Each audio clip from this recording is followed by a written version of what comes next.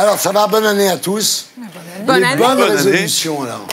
Ah, moi, je ne me résous à rien. Ah bon? Jamais. Ah, vous prenez jamais de bonnes résolutions? Non, surtout pas. C'est surtout que la bonne résolution, de toute façon, au bout de 2 jours, ça tient plus. Il y a 9% des gens qui les suivent, les bonnes résolutions. Ouais. France? Bon, moi, c'est de, disons, tenir mes résolutions de 2018, 2017, 2016, 2015, etc. Raquel, bonne résolution. J'aimerais déjà que l'émission continue. Pour une troisième saison. C'est pas une résolution, mais C'est un souhait. Ah oui, Elle n'a c'est pas vrai, compris le c'est sens vrai. du mot, C'est résolution. déjà- Mais tu dis immigré récent, mais ça, tu ne c'est connais vrai. pas bien le parle pas la français. place. S'il vous plaît. C'est là où on voit le fossé S'il vous plaît. culturel. Alors, Respectez les immigrés, William. là, s'il vous plaît. Prendre les choses moins au sérieux. Ouais. Prendre la vie vous avez raison. moins sérieusement. Mais j'y arrive pas vraiment. C'est dur, hein? C'est Mais pas facile. c'est la bonne résolution. ouais, prendez la Palestine alors.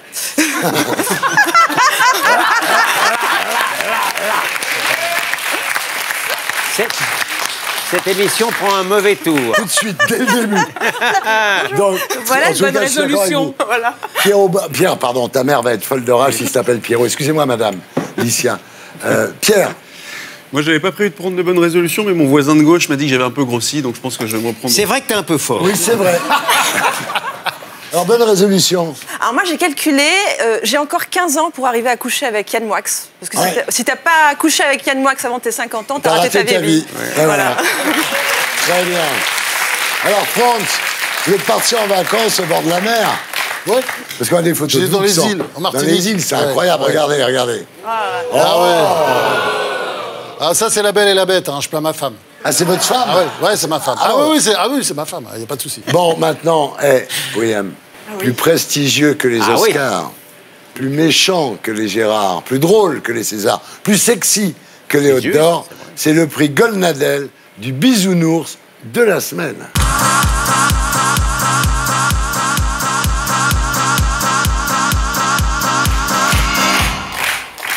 Thierry, il ne vous a pas échappé que j'étais avocat dans la Oui. vie. Debout. Oui, je préfère. Je préfère debout, surtout compte tenu de la solennité de l'événement. Non, mais moi j'aime bien quand vous êtes debout. Ça, vous êtes Ouais. dans votre rôle, là. Ouais. Vous viendrez en robe la prochaine fois. Mais je le veux bien. Ah, monsieur. Ah, tiens, voilà Je le veux l'idée, bien. tiens. La semaine prochaine, mesdames, messieurs, Gilles William Goldnadel en mini-jupe. Mais le jabot, le prix Bisounours, le premier prix Bisounours de l'an 9 Oui. C'est la sauce, hein. a été décerné dès le 2e tour de scrutin à monsieur Benjamin Griveaux, Ah, pourquoi? porte-parole du gouvernement. Bah écoutez, écoutez-le et ensuite je reviendrai pour expliquer les raisons. Magnéto, Serge. Il n'y a aucun patron d'aucun parti d'opposition n'a eu de réaction suite à l'intrusion dans mon ministère, suite aux violences sur la mairie de Rennes. C'est une capitulation morale et intellectuelle d'une grande partie des opposants politiques. Je vous le dis, ils ont l'esprit munichois. Ils assument totalement le fait de dire que oui, il y a un antisémitisme qui est en train de remonter dans le pays et que ceux qui ne veulent pas le voir s'en rendent complices. Alors, Thierry, il s'agit d'un récidiviste.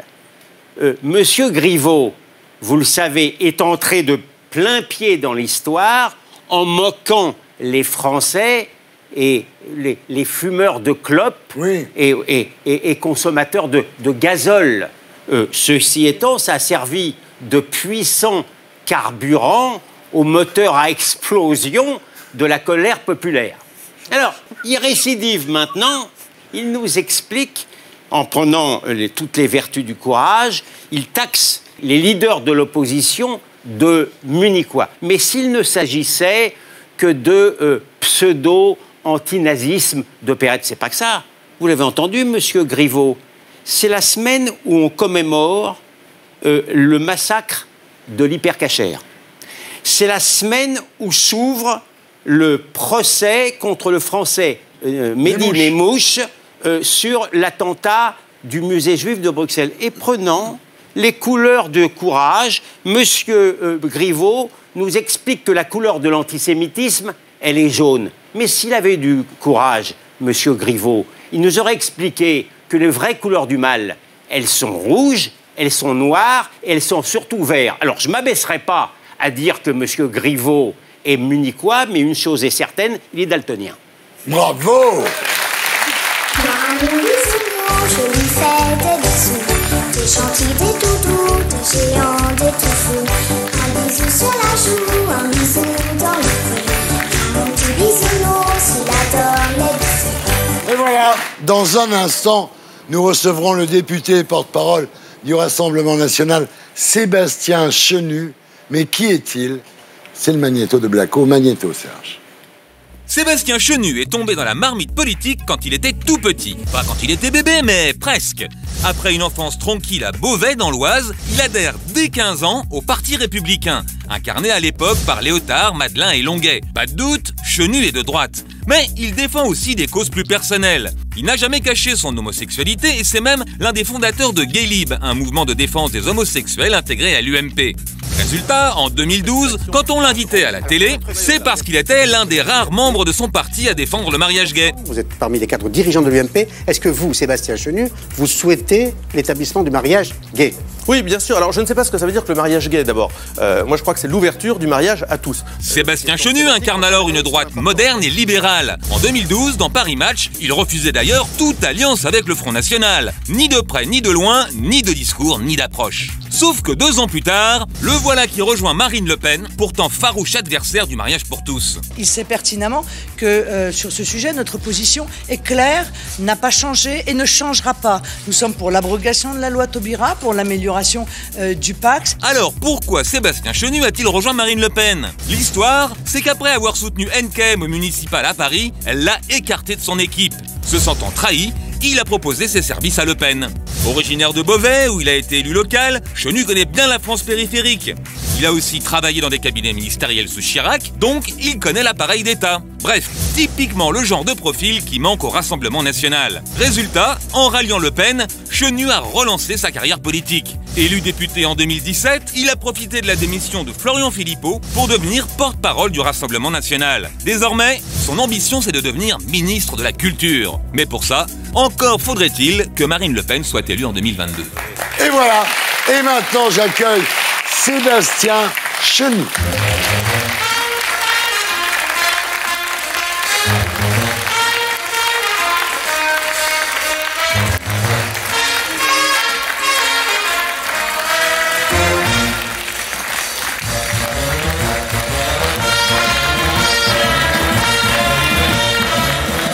Bienvenue parmi nous. Bonsoir. Ça a été l'escalier, oui. Mieux que le portrait, en tous les cas, ouais. Ah, qu'est-ce qu'il a, ce portrait? Il n'est pas complètement flatteur, il y a des petites choses un peu approximatives. On a toujours l'impression, cher Thierry Ardisson, que lorsque on rejoint un parti politique, c'est uniquement pour une question de place, en fait, quand on écoute ça. Je crois que certains ont quitté des appareils politiques dans leur histoire, il y en a même autour de cette table, et je crois que ce n'est pas uniquement pour des questions de place, on peut aussi parler des idées, et j'espère qu'on en parlera. On est là pour ça. Et voilà. Alors, comme tous les invités de cette émission, vous avez un slogan, vous allez me dire si ça vous plaît. L'homme qui monte au front. Je ne sais pas trop ce que ça veut dire. C'est un peu comme votre histoire de remplacer Florian Philippot, qui n'était pas d'ailleurs porte-parole du Vous êtes de mauvaise humeur, là. Non, je suis plutôt de bonne humeur, une bonne composition. Moi, je ne sais pas, l'homme qui monte au front, je trouve ça flatteur, là, franchement. Mais bon, ce sont des formules derrière. Moi, ce qui m'intéresse, c'est le travail et ce... On se doute bien que ce qui nous intéresse, c'est l'intérêt des Français. Et l'idée d'être ministre de la Culture ne m'habite pas. Ce qui nous intéresse, c'est l'intérêt des Français. Et l'idée de devenir ministre de la Culture ne m'habite pas. Vous voulez pas être ministre de la Culture? Non, moi je souhaite être utile et pour ça il faut d'abord gagner pour faire une autre politique. Et puis ensuite, vous savez, les histoires de répartition de places, c'est une autre affaire. En fait, vous n'êtes que des intéressements finalement. À peu près. Ah oui. Pourquoi vous ne faites pas l'humanitaire alors? Parce que, voyez-vous, je m'intéresse à la vie de mon pays depuis que j'ai 15 ans. C'était une chose tout à fait juste. Et j'ai trouvé que c'était en montant sur les chevaux de bataille électoraux qu'on pouvait le mieux changer les choses. Moi, j'ai beaucoup de respect pour les gens qui font de l'humanitaire, pour les gens qui ont des associations. J'en ai eu moi-même. D'ailleurs, je me suis occupé d'associations longtemps. Mais je crois que là où on peut faire le plus changer les choses, c'est quand on fait la loi, quand on est législateur. Je crois encore en la politique. Et c'est pour ça que je suis d'abord fier de représenter les habitants du Nord et fier d'être député parce que moi je ne crache pas sur les hommes politiques. Ok, un slogan, l'homme qui monte au front. Très bon slogan. Merci. Deuxième chose, le sampleur. Chaque invité dans cette émission a son sampleur, Sébastien. Musique. Voilà des fois de la farine, quand on est un peu bleu, on n'a jamais osé. Est-ce que ça vous plaît au moins? Oui, mais ça a été tellement fait, c'est tellement vu et revu. Libé avait déjà titré ça. Ce soir, ça va être chaud, là. Libé avait déjà titré ça lorsque j'ai rejoint Marine Le Pen, donc bon... Vous savez bien qu'on n'a pas d'imagination, on s'inspire que de Libération. Vous n'avez pas mis votre gilet jaune ce soir, là? Non, je l'ai d'ailleurs jamais porté en tant que tel, parce qu'on m'aurait évidemment immédiatement taxé de récupération. Et moi, je crois que mon boulot, c'est pas d'être un gilet jaune, c'est de faire des propositions, c'est peut-être de relayer d'ailleurs des propositions aussi des gilets jaunes, l'un n'empêche pas l'autre, mais mon boulot, c'est pas de m'affubler d'un gilet jaune. Je suis allé sur les ronds-points, je l'ai fait dans ma circonscription et en dehors. Je crois qu'il y a beaucoup de choses de ce que disent les gilets jaunes, que dit Marine Le Pen, que dit le Rassemblement national depuis longtemps, mais je crois que mon boulot de député, de législateur, c'est d'essayer d'amener des solutions pour d'ailleurs participer à sortir le pays de ce chaos dans lequel nous nous trouvons. Bien. Et maintenant, on passe aux une de la semaine.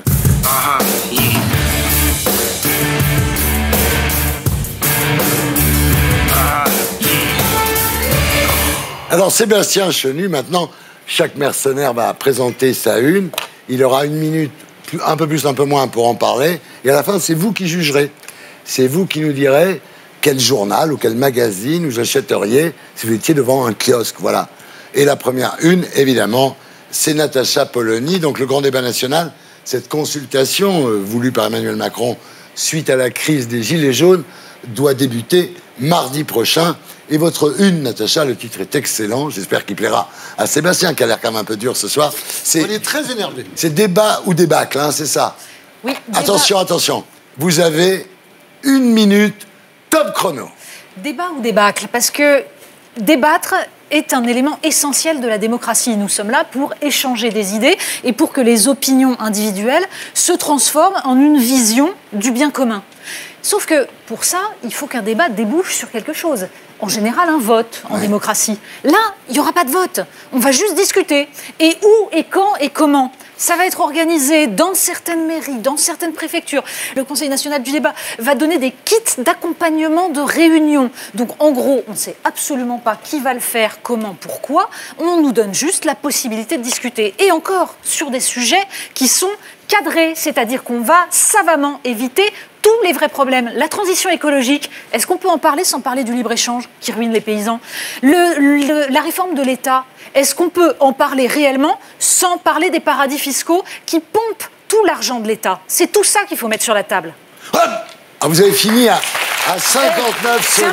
C'est un métier. Bravo. Évidemment, je rappelle que le gagnant, c'est-à-dire la une qui sera choisie par Sébastien Chenu, aura 30 secondes de plus la semaine prochaine. D'ailleurs, la dernière émission, c'est vous qui aviez gagné. Moi? Les comptes d'appel. Bien entendu, vous avez droit à 1 minute 27 secondes.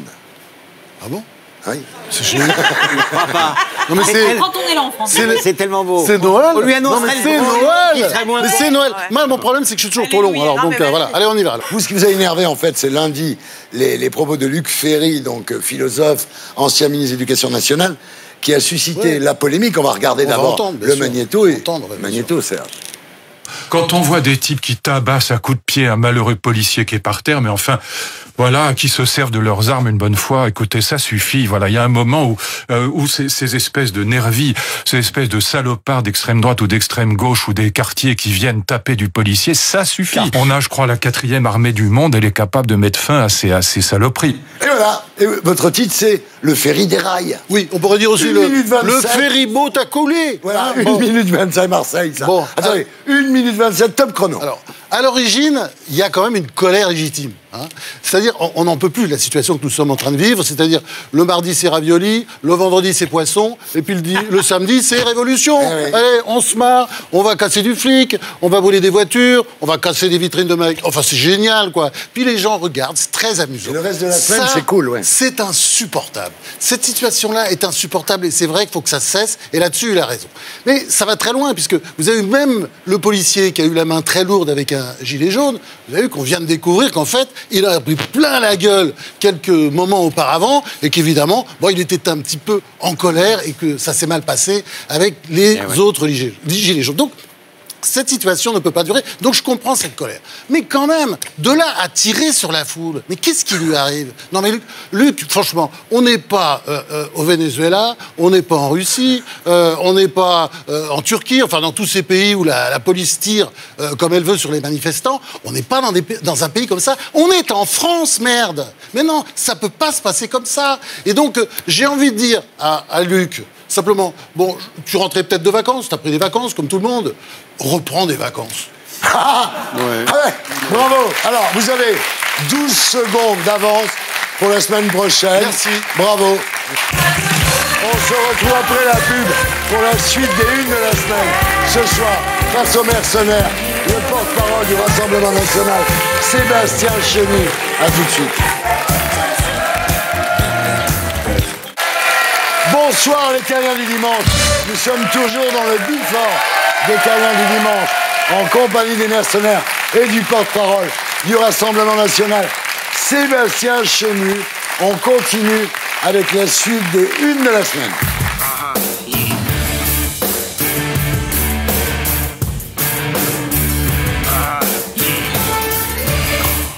Ah voilà, c'est à vous. Ah bon? Ah oui, c'est à vous. Et vous avez 1 minute 7 secondes la semaine dernière. Ah non, excusez-moi, c'est pas 7 secondes. L'an dernier, j'avais un crédit de 23 secondes. De 7 secondes. Monsieur, si je comprends bien... On n'en peut plus, on n'en peut plus. Je viens ici flanqué d'un huissier et d'un expert comptable. La charia, je vous donne le thème de votre une. Mais qu'est-ce qu'il fait dans cette émission? C'est un grand fou. On l'a pris parce que sinon on est antisémite si on le dit. Mais nous... dire que c'était moi qui étais énervé. Mais nous, le beaucoup les choses. On vient de me voler 15 secondes. La charia est appliquée dans une région de Grèce. Oui. Et nous ne le savions pas. Absolument. Et nous l'avons appris pendant les vacances de Noël. Magnéto Serge. 100 000 musulmans vivent dans cette région de la Thrace orientale sous le régime de la charia. Une exception au cœur de la Grèce qui date de 1923 et du traité de Lausanne qui a fixé les frontières entre la Grèce et la nouvelle Turquie issue de l'Empire ottoman. Aujourd'hui encore, ce sont les religieux qui rendent les lois. Pas de lapidation ou de main coupée, mais une charia qui gère divorce, garde d'enfants ou héritage. Voilà. Donc la charia est appliquée dans certaines parties de la Grèce. Votre titre, c'est Moussaka, Feta et Charia. Et vous avez 1 minute 7 secondes. Top chrono. Non mais, la Cour européenne des droits de l'homme vient d'ouvrir la boîte de Pandore. Jusqu'à présent, elle considérait que la charia était incompatible avec les droits humains. La preuve, elle avait interdit à un parti turc de promettre la charia. Et changement de jurisprudence, à présent, elle considère que c'est possible sous certaines conditions.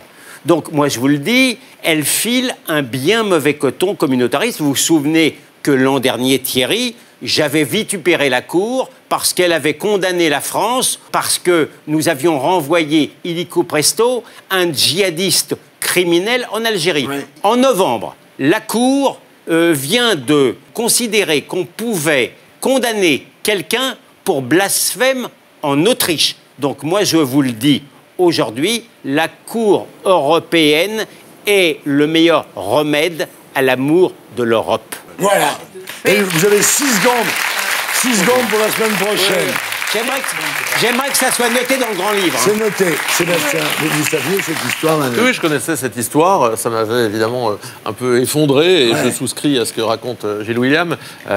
Effectivement, c'est un très mauvais exemple. C'est une boîte de Pandore qui s'ouvre et qui peut-être devrait nous amener à réfléchir à la façon dont on envisage nous-mêmes ici la lutte contre tous les communautarismes. On peut peut-être ajouter juste une chose, c'est que la Grèce est un territoire très intéressant pour l'Union européenne parce que c'est un endroit de toutes nos lâchetés. Il y a tout de même à Chypre un territoire qui est toujours occupé de façon illégale par la Turquie.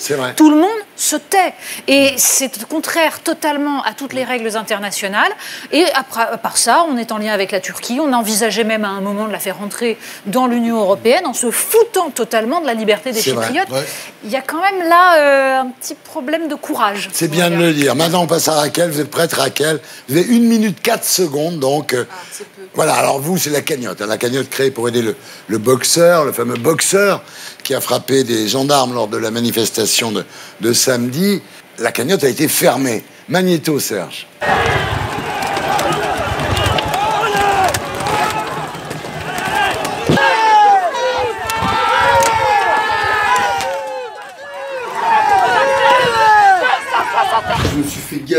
avec mon ami, ma femme.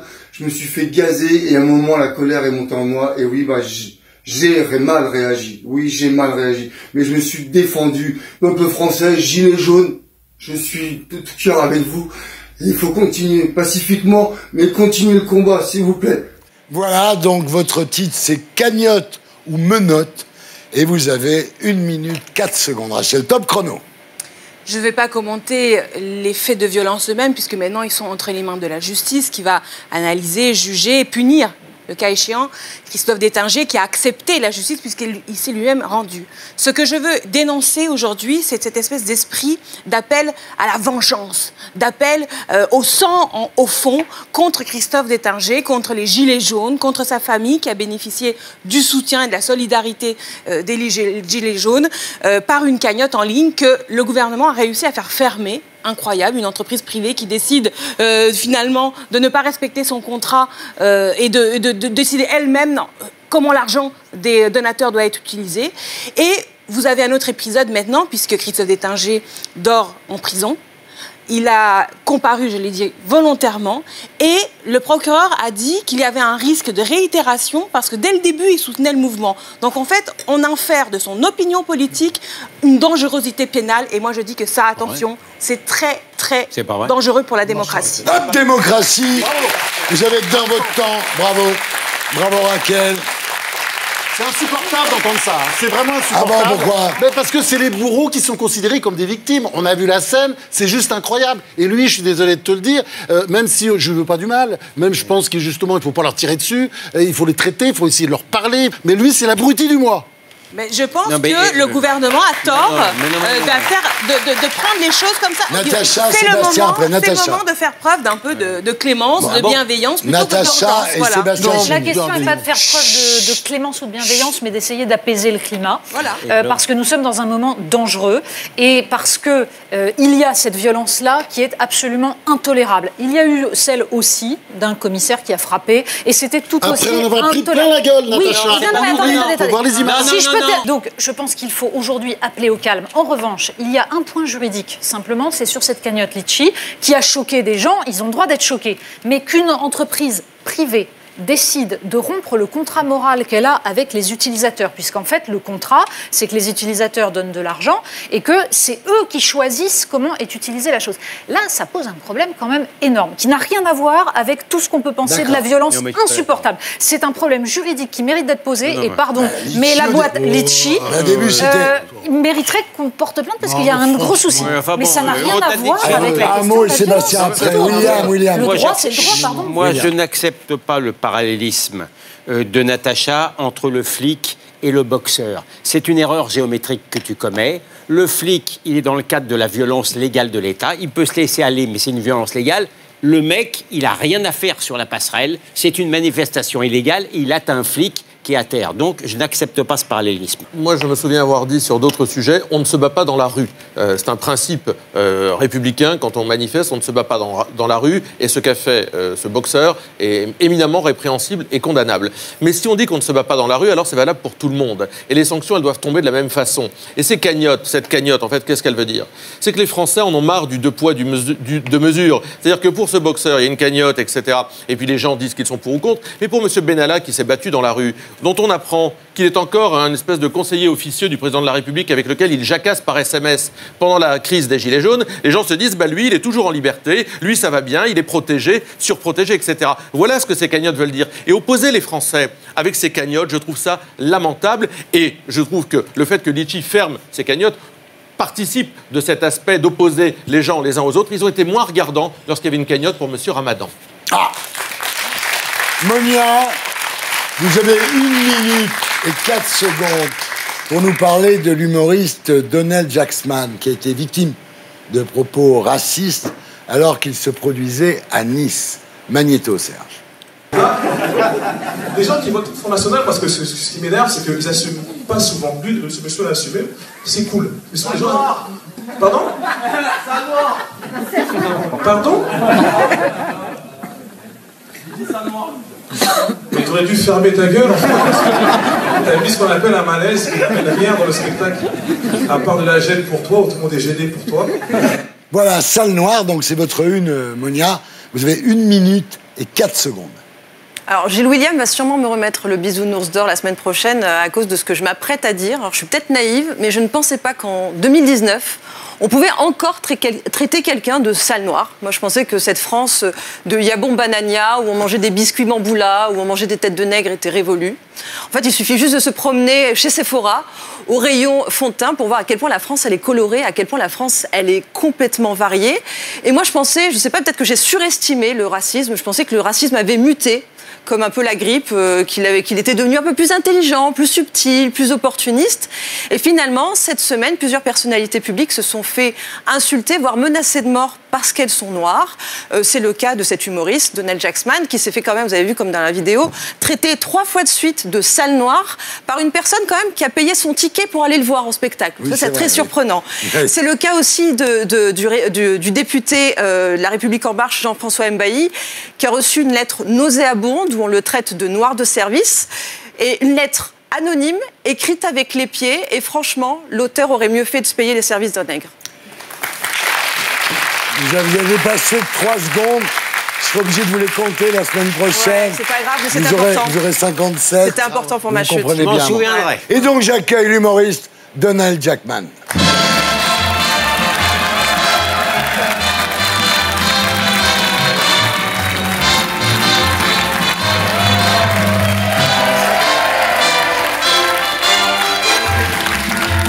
Alors, Donald Jackman, bonsoir. Merci d'être avec nous. Merci. C'est l'heure du témoin de la semaine.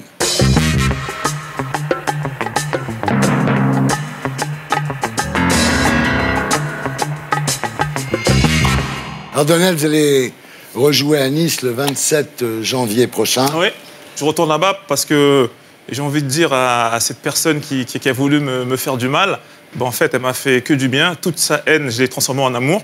Et je retourne à Nice pour dire que justement cette personne ne représente pas Nice, ne représente pas les valeurs que moi j'ai de la République. La France que j'aime, il y a des racistes, bien sûr, il y a des connards, mais j'ai reçu tellement de messages de soutien, tellement de messages de gens de toutes les couleurs, toutes les origines, que je me suis dit, je vais retourner à Nice. Et j'ai ouvert une date à la Cigale le 1er février. Et toutes les entrées, tous les bénéfices, je les reverse à des associations qui luttent contre le racisme et les discriminations. Bonjour. Quand on voit la vidéo, on a du mal à comprendre, à comprendre si c'est vrai, en fait. C'est bien une personne qui a payé un ticket pour venir vous voir qui vous traite de sale noire. C'est inimaginable aujourd'hui, en 2019. Le racisme, aujourd'hui, est beaucoup plus sournois. C'est un racisme caché. On ne dit plus en face sale noire, sale juif, sale arabe, parce qu'on peut se faire défoncer déjà. Donc on ne le dit plus. Et moi, quand cette personne me tient dans la salle, ça vient juste au moment où je prends souvent la température de mon public. Je demande qui vote à gauche, qui vote à droite, qui vote au centre, qui vote Front National. Et le public me répond par applaudissement. Donc, quand j'arrive à qui vote Front National, une personne applaudit, au fond, une seule. Et je lui dis, merci, c'est honnête d'avouer que vous votez pour le FN. Et parce que moi, je suis pas con. Je sais très bien qu'on peut être du Front National sans être raciste, comme on peut être à gauche et être un enculé, comme on peut être à droite et être pauvre. Donc, c'est pas aussi binaire, la politique. Donc, je lui dis, c'est courageux, et je continue mon spectacle. Et là, la même personne me dit, sale noir. Et moi, je fais du stand-up. J'invite le public à parler. Donc, je sais que des fois, il y a de la vanne, il y a de la charriade. Donc, je me dis, j'ai pas entendu ça. Je vais lui redemander une deuxième fois, pour lui laisser une chance de désamorcer. Elle redit, sale noir. Je dis, non, c'est pas possible. Je lui laisse une dernière chance. Je dis, pardon. Et elle dit d'un ton assez ferme, j'ai dit sale noir. Et vous avez porté plainte? J'ai porté plainte. J'ai porté plainte. Moi, au tout départ, pour être honnête, je ne comptais pas porter plainte. Parce que c'est pas dans ma culture, c'est pas, je me suis dit, c'est passé. Mais j'ai eu tellement de messages de personnes qui m'ont dit, tu peux pas laisser ça. Toi, tu es connu.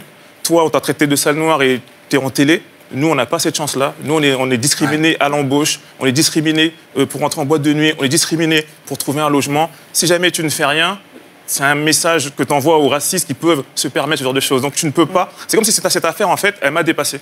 Et la situation, elle est tellement absurde que vous en avez fait un sketch. Elle est absurde. Et les gens ont ri au début, au premier sale noir, pensant que c'était un complice. Magnéto, Serge. Et surtout, cette histoire, elle est improbable. C'est-à-dire que le mec, il a vu ma tête sur une affiche. Il a payé sa place. Il est venu au théâtre. Il a kiffé une demi-heure de show. Après, il a fait « Eh, mais il est noir, lui !» Et ensuite, il m'a insulté. Ça n'a aucun sens. À moins que ce soit un raciste daltonien. C'est la seule raison, tu vois. Ça n'a aucun sens. C'est comme si un pédophile rentre dans une crèche et il baise les adultes. Ça n'a aucun sens. Aucun sens, cette affaire. Super drôle. Bravo.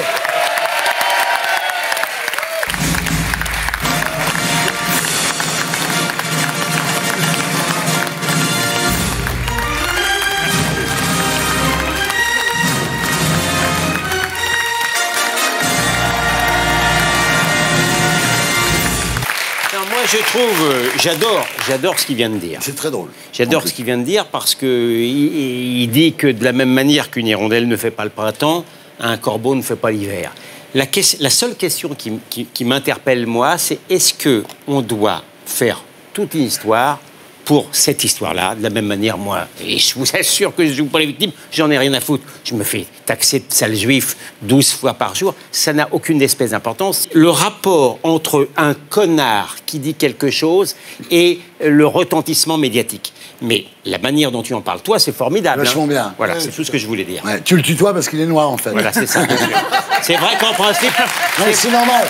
C'est une habitude qu'ils ont. En principe, je suis dans un vouvoiement autrement plus respectueux. T'es au courant, ils font tout bien ça. Sûr, ouais. bien Bon. sûr. Mais après, je me permets de vous dire, oui. je veux surtout pas qu'on, sous prétexte que ça arrive à un humoriste, qu'on minimise ce qui s'est passé. Parce que vous me dites s'il faut en Mais c'est blessant. Mais c'est horriblement blessant. Si jamais on a un artiste s'était fait insulter dans une salle quelconque 3 fois, sale juif, j'ai dit sale juif, je pense pas qu'on serait en train de douter de est-ce que c'est grave, on serait tous outrés.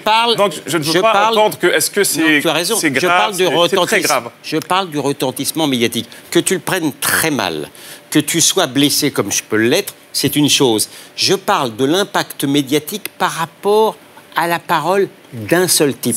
Vous vous rendez pas ça veut dire qu'on n'a pas le droit de dire ça. La preuve, c'est qu'on en fait un tout en foin. On peut retourner l'argument. Exactement. Je sais, mais on en fait toujours tout un foin.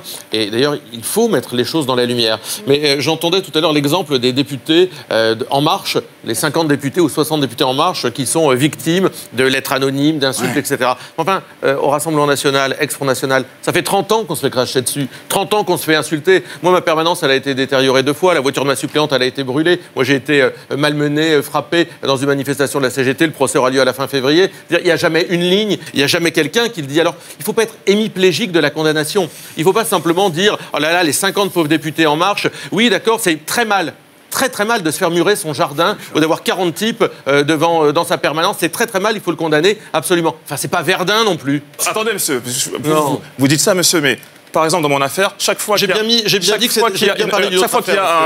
une affaire sur attentat, chaque fois qu'on met des musulmans dans des affaires, j'entends souvent votre parti tout de suite demander à des musulmans de se désolidariser, demander à des musulmans de dire « je ne suis pas ces gens-là ». Moi, dans mon affaire, j'ai reçu des soutiens de tous les politiciens, tous.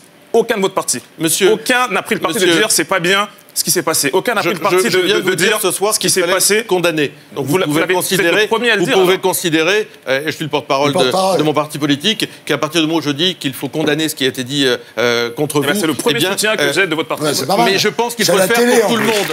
Mais laissez-moi aller au bout de ma logique, parce que vous avez dit tout à l'heure quelque chose de très juste. Vous avez dit on est bien dans une société dans laquelle on ne peut plus dire sale noir, sale juif, etc. Mais visiblement, on peut encore dire sale blanc. Parce qu'il y a eu un rappeur dernièrement qui a dit il faut pendre, venir tuer des bébés blancs. Et vous le condamnez aussi, j'imagine. Et vous condamnez ces propos-là. Comme moi, je condamne, c'est des propos qui ont été tenus contre vous. Voyez-vous, nous condamnons. C'est de mettre le racisme. Dès qu'un noir subit du racisme, de dire oui, mais il y a aussi du racisme anti-blanc. C'est bien sûr, ça existe, monsieur. Comme pendant Balance ton porc, quand des mecs disaient oui, nous aussi, on se fait harceler. Donc il ne faut pas le faire. Ce n'est pas le même débat. Ah bon, d'accord. Ne rentrez pas dans ce terrain-là. Moi, je vous dis. D'accord. Moi, je pense que c'est le même débat, monsieur. Pour moi, monsieur, la France n'est pas raciste, ok ? Pour moi, la France, c'est pas raciste. Pour moi, j'ai été traité de raciste, mais je n'accuse pas les Français. J'ai eu le soutien de tout le monde. Sur les réseaux sociaux, les seuls trucs abjects, dégueulasses, sale noire, rentre chez toi, rentre dans ton cocotier, sont des gens sur Twitter, je peux vous faire des captures d'écran qui soutiennent votre parti. Un jour, vous serez peut-être président de la République, un jour, votre parti prendra ce pays, mais moi, fils d'immigrés, banlieusard, j'ai besoin de sentir que si un jour vous avez ce pouvoir-là, on sera aussi ce que vous appelez la France. Mais quand vous ne me soutenez pas, je ne sens pas ça. Monsieur, je sens que votre France à vous, c'est une autre France. Non, mais c'est tout, monsieur. Vous venez surtout de dire qu'il y avait un racisme qui était inadmissible et un autre sur lequel ça ne valait pas le coup de condamner les choses. Moi, je vous dis, tous les racismes, toutes les façons dont on peut montrer les gens du doigt pour ce qu'ils sont et non pas pour ce qu'ils disent, eh bien, sont condamnables. Moi, je vous dis, je n'accepte pas les propos qui ont été tenus à votre encontre, tout comme je n'accepte pas d'entendre qu'il faut... Voilà, bah, vous l'acceptez pas non plus, bah, voyez-vous, nous sommes d'accord sur quelque chose, parce que nous sommes français tous les deux. On arrête. Bien sûr. Pierre, c'est à vous maintenant. 500 personnalités ont appelé les Français à ne plus manger de viande et de poisson le lundi. Le lundi, c'est VJ et c'est votre une, Pierre. Et vous avez une minute. C'est tout? Top chrono. Alors 500 personnalités, on les connaît, hein, c'est des journalistes, des scientifiques, des élus, des artistes évidemment, des comédiens, tous ces professionnels de l'indignation à la petite semaine qui sont descendus de leur Olympe pour nous éclairer, nous petits Français, de leur lumière, on va dire, moralisatrice. Ni viande, ni poisson le lundi, puisque c'est bon pour la planète. Alors d'abord, merci à eux de nous avoir fait grâce de penser à nous pendant leur fête entre 2 allers-retours à New York. Mais je trouve ça insupportable et méprisant. Insupportable d'abord qu'une poignée de privilégiés comme ça se sentent autorisés par je ne sais quelle légitimité à dire ce qui est de bon, ce qui est bon de penser, ce qui est bon de faire et maintenant ce qui est bon de manger. Et méprisant aussi, à l'heure où la France, me semble-t-il, a du mal à boucler ses fins de mois. Qui peut croire à part eux que les Français ont les moyens de se payer, de manger de la viande tous les jours de la semaine? Les Français n'ont pas attendu ces personnalités-là pour diminuer leur consommation de viande, tout simplement parce qu'ils n'en ont pas les moyens. Alors j'ai envie de dire, messieurs les bien-pensants, vos gueules les mouettes. Voilà, ah bah c'est bien, c'est bien. Vous êtes dans les temps. Alors, maintenant, Sébastien Chenu, les 6 mercenaires vous ont proposé leur une, elles sont devant vous. Laquelle achetez-vous? Vous êtes obligé de choisir la mienne. Non, je vais choisir celle du terrien, évidemment, débat ou débâcle, parce que je crois qu'elle pointe le doigt sur des vraies difficultés et la vraie nature de ce qui se passe aujourd'hui dans notre pays. Et c'est la une, je crois, effectivement, de Natacha Polony. C'est le débat de la semaine, enfin, on est tous appelés à discuter de ça. La semaine prochaine, vous aurez 30 secondes de plus que les autres, Natacha. C'est la seule chose qui m'intéresse, vous le savez. Vous dirigez un excellent journal qui s'appelle Marianne, qui s'est beaucoup amélioré depuis que vous y êtes, d'ailleurs, je vous l'ai déjà dit. Mais je peux juste vous dire en quelques mots pourquoi, peut-être, si ça vous intéresse. D'abord parce que cette façon dont ce débat s'annonce montre que ce gouvernement est un gouvernement d'amateurs. Entre Mme Joanneau, qui a inventé quand même le concept de travailler moins pour gagner plus, puisqu'elle reste rémunérée à 15 000 € bruts par mois, mais elle ne mènera pas le débat. Ça aussi, c'est quand même un nouveau concept installé par ce gouvernement.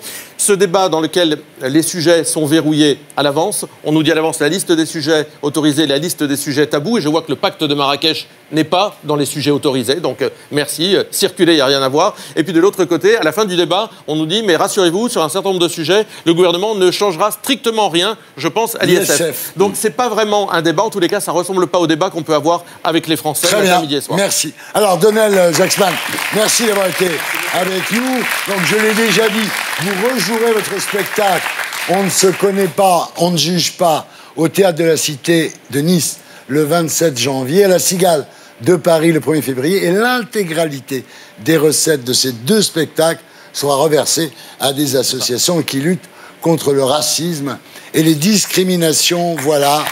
Merci d'avoir été avec nous. Merci. Voilà. C'était les unes de la semaine. On se retrouve après la pub avec les Terriens du dimanche, l'émission qui vous permet de vous faire votre opinion. Ce soir, face aux mercenaires, le député porte-parole du Rassemblement national, Sébastien Chenu. À tout de suite.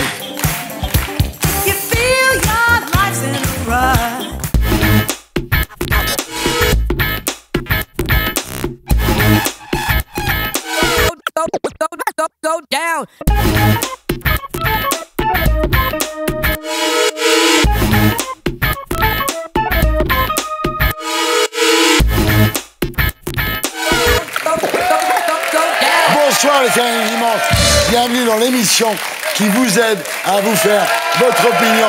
Ce soir, dans les Terriens du dimanche, le député porte-parole du Rassemblement national, Sébastien Chenu, est notre invité. Faut-il dissoudre l'Assemblée nationale? C'est la battle de la semaine. Frédéric Salman, le médecin français le plus connu du monde, sera avec nous 4 ans après les attentats de Charlie Hebdo et le drame de l'hypercacher j'accueillerai la journaliste la plus menacée de France, Zineb El Razoui, et aussi, bien sûr, les terriens de Tanguy Pastureau. Ce soir, face à Sébastien Chenu, les 6 mercenaires, la Grande Rousse, avec une veste noire, Natacha Polony. Vous n'aimez pas votre nouveau slogan Che Guevara, hein? Non. Vous voulez l'ancien? Oui, oui. Bon, on y va. Pour détourner un avion, il faut être dedans. Elle est là, Raquel Garrido. Elle est à la mode et elle taille des costards, Monia Cachemire. Tête à claque, tête de mule, mais surtout, tête bien faite, Franz-Olivier Gisbert. L'avocat qui se défend très bien lui-même, Gilles-William Goldnadel. La belle gueule qui ne compte pas la fermer, Pierre Licia. Et notre premier invité, c'est le député et porte-parole du Rassemblement national, Sébastien Chenu.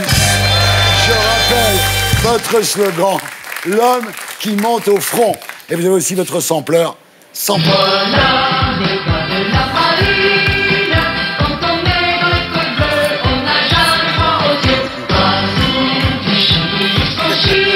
Et maintenant, c'est l'heure de la battle.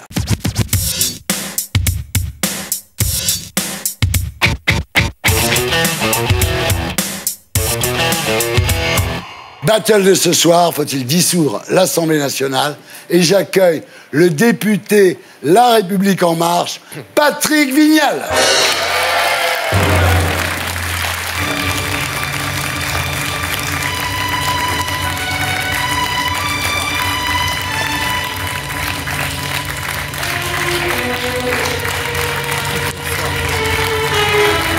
Patrick Vignal, bonsoir. Merci d'être avec nous. Donc, vous êtes député de la 9e circonscription de l'Hérault. Bienvenue parmi nous. Mais d'abord, l'édito de Blacko au magnéto, Serge.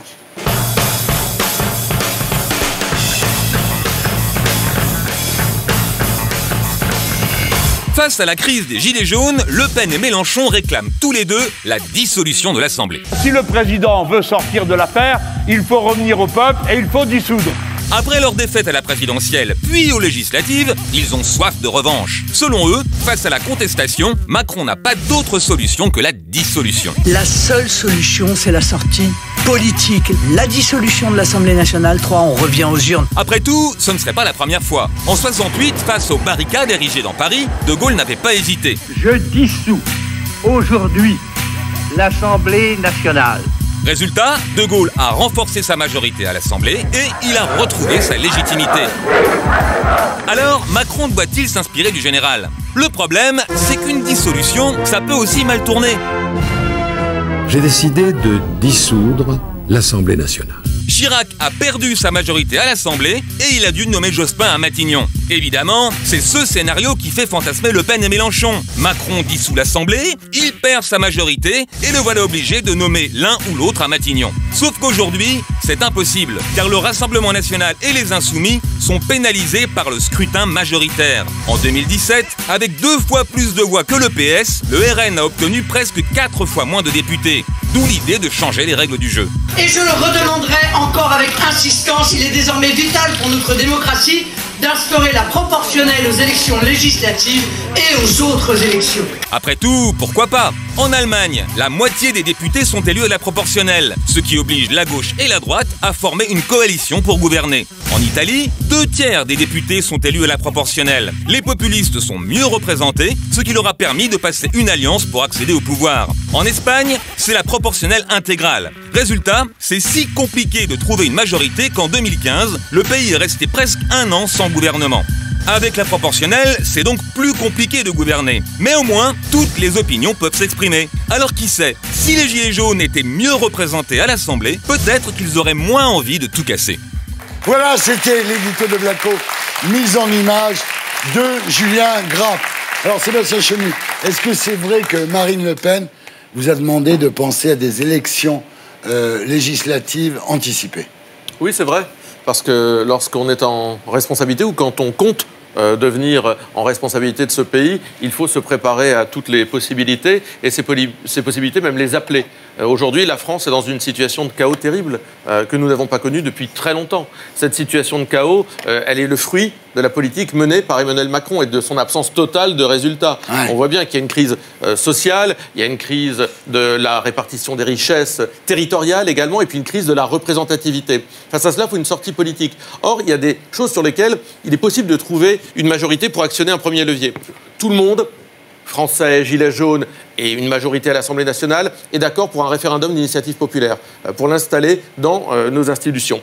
Tout le monde est d'accord pour faire baisser le nombre de parlementaires. Et tout le monde est d'accord pour la proportionnelle, avec différents scénarios. Mais sur ces trois options-là, on peut, la semaine prochaine, c'est la rentrée parlementaire, demander aux députés de voter un projet de loi du gouvernement qui installera ces trois leviers qui permettront déjà, je crois, de décompresser, de redonner la possibilité aux Français de se sentir représentés. Et ensuite, le président de la République doit dissoudre l'Assemblée nationale pour mesurer la qualité de la relation qu'il a avec les Français, c'est-à-dire du contrat qu'il a passé avec les Français, et la majorité qui sortira et qui portera un nouveau projet politique, un nouveau programme politique, eh bien, sera celle qui sera désignée par les Français de la façon la plus démocratique qui soit, puisque la proportionnelle aura été installée. Très bien, alors, Patrick, vous n'êtes pas d'accord pour dissoudre, j'imagine, enfin... Écoutez, c'est pas que je suis pas d'accord. Qui peut dissoudre? Le président de la République peut décider, avec l'avis des deux assemblées et du Premier ministre, de dissoudre. Vous l'avez expliqué, le général de Gaulle l'a fait 2 fois. Une fois pour avoir une majorité, mettre en place une réforme. Une fois parce qu'il n'a pas eu raison sur la réforme du Sénat. François Mitterrand l'a fait 81-88 pour avoir une majorité pour gouverner. En 95, M. Chenu, je vous rappelle que il y a eu le débat sur les retraites avec Alain Juppé. Dans la rue, il y avait 2 millions de personnes qui contestaient pendant 2 mois. En 2006, pour le CPE, Dominique Villepin, 3 millions de personnes pendant 2 mois ont contesté. Il me semble, M. Chenu, que vous étiez chef de cabinet de même Lagarde. En 2006, je ne vous ai pas entendu dire on va dissoudre l'Assemblée. Est-ce que je me trompe, cher monsieur ? Vous vous trompez parce que la France n'était pas dans cette situation de blocage. 3 millions de personnes pendant 2 mois. Non, mais il y a eu des sorties politiques. Or, aujourd'hui, le pays est bloqué. C'est bien beau de refaire l'histoire, mais le pays est bloqué. Vous avez eu des dirigeants qui ont débloqué le pays. Et ils l'ont fait de différentes façons, vous venez de le démontrer. Dites-nous comment vous allez débloquer le pays. Non, vous faites des propositions. Patrick. Qu'est-ce qu'ils veulent, les Gilets jaunes, comme l'ensemble des Français? Vous savez qu'il y a 10 millions... millions... Ils veulent être écoutés, monsieur Vignal. Mais bien sûr, mais moi, je vais être très direct. Je fais partie de ces députés, vous le savez très bien, qui, dès le début de la crise des Gilets jaunes, ont demandé le gel des taxes, ont demandé que ce soit les maires qui consultent, parce que les maires sont restés les hussards de la République, parce que 80% des gens font confiance aux maires. Pourquoi? Parce que le maire est dans le quotidien, parce que le maire, il voit les yeux dans les yeux ses concitoyens. Maintenant, je vous parle du grand débat, de mon grand débat. Parce que moi, j'ai besoin de kit pour faire un débat. Parce que depuis 2012, justement, M. Chenu, j'ai compris qu'on n'avait pas le pouvoir. Et c'est pour ça que la différence de la classe politique, c'est pour ça que je ne suis pas d'accord avec vous. Parce que je sais que vous êtes un individu qui travaille. J'ai aucun souci avec ça. Mais il faut écouter les Français. Plus qu'écouter, il faut savoir leur répondre. Les Français, ils ont besoin de venir donner leur colère. Moi, je ne veux pas qu'ils donnent leur colère sur des cahiers de doléances. Je veux les voir les yeux dans les yeux. Donc, lundi 21, je démarre par la plus petite commune de ma circonscription. J'ai 13 communes, j'ai 12 maires qui me font confiance et je ne veux pas que des cahiers de doléances. Je vais rencontrer ces gens. Et toutes les questions seront ouvertes, y compris l'ISF. Patrick, vous nous parlez de vous. Quand on vous dit quelle est la sortie politique de la crise, vous nous dites moi, je vais y aller. Tout. On vous fait confiance. Ce que vous nous dites aujourd'hui, c'est dissoudre, j'en sais rien. Moi, je veux d'abord essayer la solution du débat. C'est ce que vous nous dites. Le débat, on va écouter. Écoutez, moi, je pars sur 2 mois de débat et pas 15 jours. Après 2 mois, on fait venir des experts. La réponse à M. Chenu. Mais oui. Et le Conseil économique et social. Et des comités Théodule qui coûtent un fric fou. Gisbert. Ok, on a compris, fermez le banc. Gisbert. Il faut essayer d'être sérieux un instant et d'essayer de régler les problèmes. Parce qu'il y a des problèmes urgents, je suis désolé. Et ces trucs de réforme constitutionnelle, de grand bordel, ça mettra les gens encore plus en colère. Il y a des urgences. Et j'ai constaté ça en parlant avec eux. Ils n'en peuvent plus. Ils sont à bout. Ils bossent tout le temps. Et c'est ça qu'il faut régler. Et bien avant, ces réformes bidons de la Constitution. Enfin, ce système 58, il a marché pendant longtemps quand même. On a l'impression vous êtes à côté de la plaque. Voilà. Non, attendez. Quentin, dans un pays, 40% des électeurs sont représentés par 4% des députés. Tu peux pas m'expliquer ça. Attends, un peu de proportionnel. C'est pas un pays qui marche. Moi, la proportionnelle, Macron a été élu avec 20 millions de voix. D'accord. Hollande a été élu avec 18 millions, Sarkozy 18 millions et Chirac 25 millions à l'époque. Sauf qu'il y a eu 4 millions de votes blancs. En 2014, j'ai proposé à la majorité socialiste qu'on prenne en compte le vote blanc. Ça, c'est le premier point. Le deuxième point que je veux dire, je suis d'accord sur la proportionnelle. Comment ça se fait qu'il n'y ait que 8 députés? Attendez. Comment ça se fait que 8 députés RN sur 10 millions? Mais vous me demandez des réponses alors qu'on a ouvert les fenêtres et les portes de la démocratie. Moi, je suis contre les gens qui m'expliquent ça. Et dans ma majorité, on explique pas l'ISF, pas les retraites. Ouvrons le débat quand même. Et après, on prendra le temps. Et si on n'est pas capable de donner des réponses à la hauteur, là, on sera dans le chaos. Sauf que nous sommes aux affaires et nous sommes responsables. Donc vous, mais c'est pas un reproche, hein, Patrick. Vous dites, moi, je compte sur le débat pour nous sortir de cette situation. Les Français sont intelligents. Chenu, il dit, lui, non. Moi, je veux qu'on dissolve et qu'on appelle au peuple. Je peux vous préciser ma pensée. Je pense que le problème vient du fait que les députés votent l'impôt, c'est-à-dire que la façon dont est utilisé l'argent des Français. Et aujourd'hui, les Français n'adhèrent plus, il n'y a plus de consentement à l'utilisation de cet impôt parce qu'ils ne se reconnaissent pas dans la façon dont les députés gèrent leur argent, dans cette majorité qui fait une politique qui est exactement à l'opposé de leurs attentes. Ils le répètent, ils ne se reconnaissent pas dans cette Assemblée parce qu'elle n'est pas représentative. Et c'est pour ça que je crois qu'il faut revenir à un contrat de confiance à passer avec les Français. Le président de la République, il est coincé, il n'a plus la capacité d'être compris, d'être écouté, d'être cru. Cette majorité, elle est ligotée. Moi, j'entends ce que dit Patrick Vignal, il le dit probablement avec beaucoup de bonne volonté, mais il dit l'inverse de ce que propose son mouvement politique et sa majorité. Alors c'est très bien de le dire sur un plateau, sauf que Patrick Vignal nous dit, moi je suis, on va parler d'ISF, le Premier ministre a dit, on ne reparlera pas de l'ISF, donc tout ça c'est du pipeau, vous êtes en train de nous amener sur une voie déceptive. Ce qui vous oppose, vous vous dites donnons sa chance au débat, vous vous dites appelons. Donnons sa chance au peuple. C'est une folie totale que de prôner, je comprends parfaitement votre sentiment d'injustice, mais c'est une folie totale que de prôner le système de la proportionnelle intégrale. Pardon, intégrale. En Israël, ils n'arrivent pas à trouver En Israël, je connais bien ce pays, c'est le personnel politique le plus nul du monde. C'est une fabrique de crétins et d'escrocs. C'est pas parce qu'ils sont nuls, c'est parce que ce système-là fait la loi des petits partis charnières. Je vous contredis, Gilles William, pour deux raisons. D'abord, la proportionnelle, elle a existé en France. Elle a existé de 86 à 88. Non mais, et ce système, il a été stable. Or, je me rends compte que là où il n'y a pas de stabilité, alors qu'aujourd'hui il y a le scrutin majoritaire, la stabilité n'existe pas. Donc on ne vient pas nous dire avec la proportionnelle, c'est une assurance à l'instabilité, et avec le scrutin majoritaire, c'est l'assurance de la stabilité. C'est faux, nous l'avons vu. Et puis, il y a un système qui est très bien. La proportionnelle intégrale, avec évidemment un seuil, mais aussi avec une prime majoritaire, c'est ce que nous avons dans les régions, par exemple, qui permet une stabilité totale, qui permet que l'exécutif puisse mener la politique pour laquelle il a été élu, et qui permet à tous les courants de pensée d'être représentés. Eh bien, plaidons pour cela. D'accord, mais c'est clair au moins. Raquel Garrido. Sur le grand débat, oui, débattre, c'est formidable. Moi, je suis pour davantage de délibération dans un pays. Effectivement, il y a beaucoup de tensions, beaucoup de contradictions très féroces qui doivent se résoudre par le palabre. Sauf que vous n'associez pas le pouvoir de décider à cette délibération. La vraie délibération démocratique, c'est celle où on délibère et à la fin, on décide. Or, vous, le gouvernement, vous refusez de donner la décision à l'organe qui délibère. Premier problème. Deuxième problème, moi je suis pour une meilleure représentativité, c'est un problème, le défaut de représentativité. Mais moi, en tant que citoyenne, qui ne représente pas un intérêt d'un parti, je me dis attention, là il y a un problème. Parce que qui va décider des nouvelles règles d'élection des députés? Les députés. Et là, moi je dis attendez, il y a un problème là. Moi je ne suis pas d'accord pour que ce soit les députés qui décident comment on élit les députés. Il y a là un problème de conflit d'intérêts important. C'est la raison pour laquelle je plaide depuis des années pour qu'il y ait une assemblée constituante. Voilà, je ne suis pas pour que ce soit... On va refaire la Révolution française. Tu as vu ce que ça a donné en 1789. Mais réinstituons les guillotines aussi. Allez, place de la Concorde. Allez. Alors, Pierre, un mot. Vas-y, Pierre. Ça fait 10-15 minutes que je vous écoute. J'ai l'impression d'être dans une masturbation intellectuelle totale. Qu'est-ce que tu as contre la masturbation? Je vais vous dire. On est face à une crise sociale et il y a le Rassemblement national d'un côté et la France insoumise de l'autre côté qui propose à cette crise sociale non pas une sortie politique mais une réponse institutionnelle. Pourquoi? Parce que vous n'avez pas ni l'un ni l'autre les solutions d'apporter des réponses à apporter aux Français. Exactement. Non. Le programme de Marine Le Pen Au présidentiel, c'est 90 milliards d'euros de dépenses supplémentaires. La France Insoumise, c'est 170 milliards d'euros de dépenses supplémentaires. Ça veut dire quoi? Ça veut dire des taxes. Donc, comme vous savez que vous n'avez pas le bon jeu entre les mains, vous préférez changer les règles. Et donc, on parle de choses, c'est ce que disait France, on parle de choses qui ne parlent finalement pas aux Français. Les Français veulent savoir comment ils remplissent leur frigo à la fin du mois.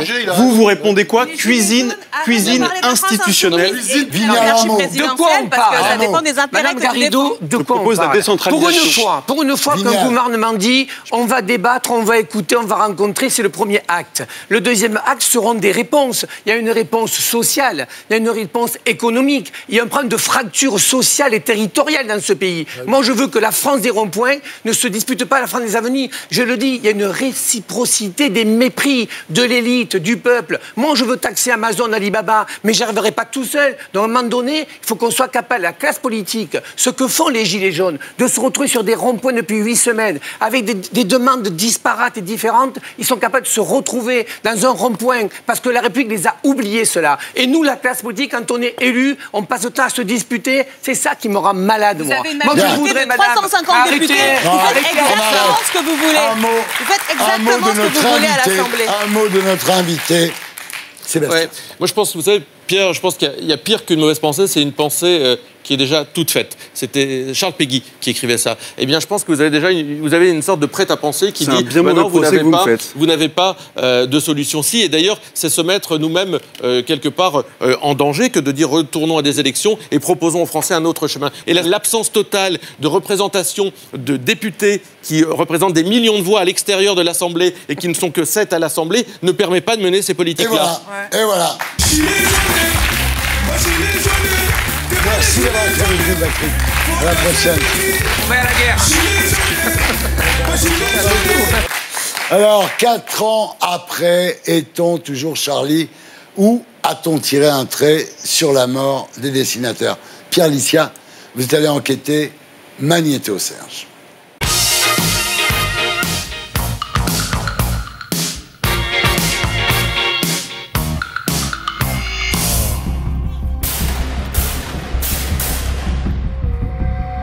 « 11 personnes qui sont mortes, 4 qui sont en situation d'urgence absolue. »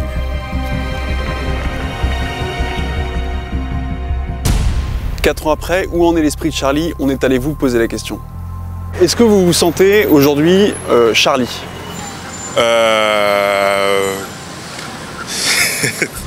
Oui, plutôt, ouais. Ouais, je suis Charlie, mais je suis pas Charlie Hebdo, en fait. Je suis triste pour les gens qui ont travaillé sur ce journal. J'ai pas compris le sens de Charlie. Non, mais Charlie, c'est l'humour, la satire, la liberté, tout ça. Mais l'expression « je suis Charlie », j'aime pas. Comme il a fait les prophètes, je sais pas. Les caricatures. Voilà, les caricatures, ces choses-là, voilà. C'est une provocation, on peut dire ça, vis-à-vis les religions.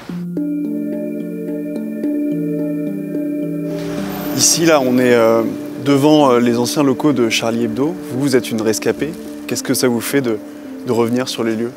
C'était des lieux de vie pour nous avant. On venait ici pour travailler. Là où vous voyez les gerbes de fleurs. Aujourd'hui, moi, c'est un quartier que j'évite. Je ne peux pas venir ici sans penser à eux tous. Voilà.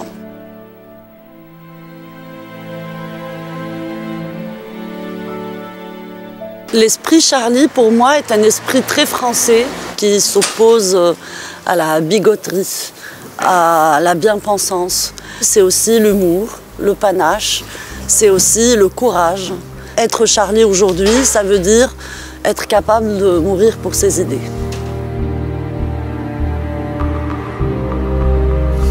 Quel est le constat que vous faites aujourd'hui sur le front de la liberté d'expression en France? Elle a reculé depuis 4 ans et je ne pense pas qu'un journal français se remettrait à dessiner le prophète. Il y a une forme d'autocensure, une forme de terreur intellectuelle très insidieuse qui fait que beaucoup évitent de parler des sujets qui pourtant sont des sujets fondamentaux. Aujourd'hui, le curseur de la liberté d'expression est plus bas puisque je reçois des menaces, par exemple, simplement pour avoir dit qu'il fallait que l'islam se soumette à la critique, à l'humour et aux lois de la République.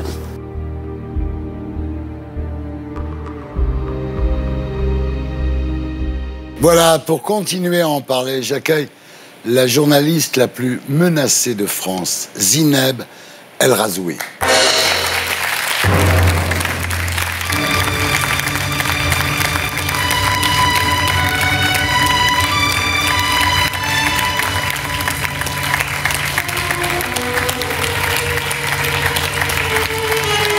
Bonsoir. Bienvenue parmi nous. Merci. D'abord, je vais vous dire qu'ici, tout le monde admire votre courage.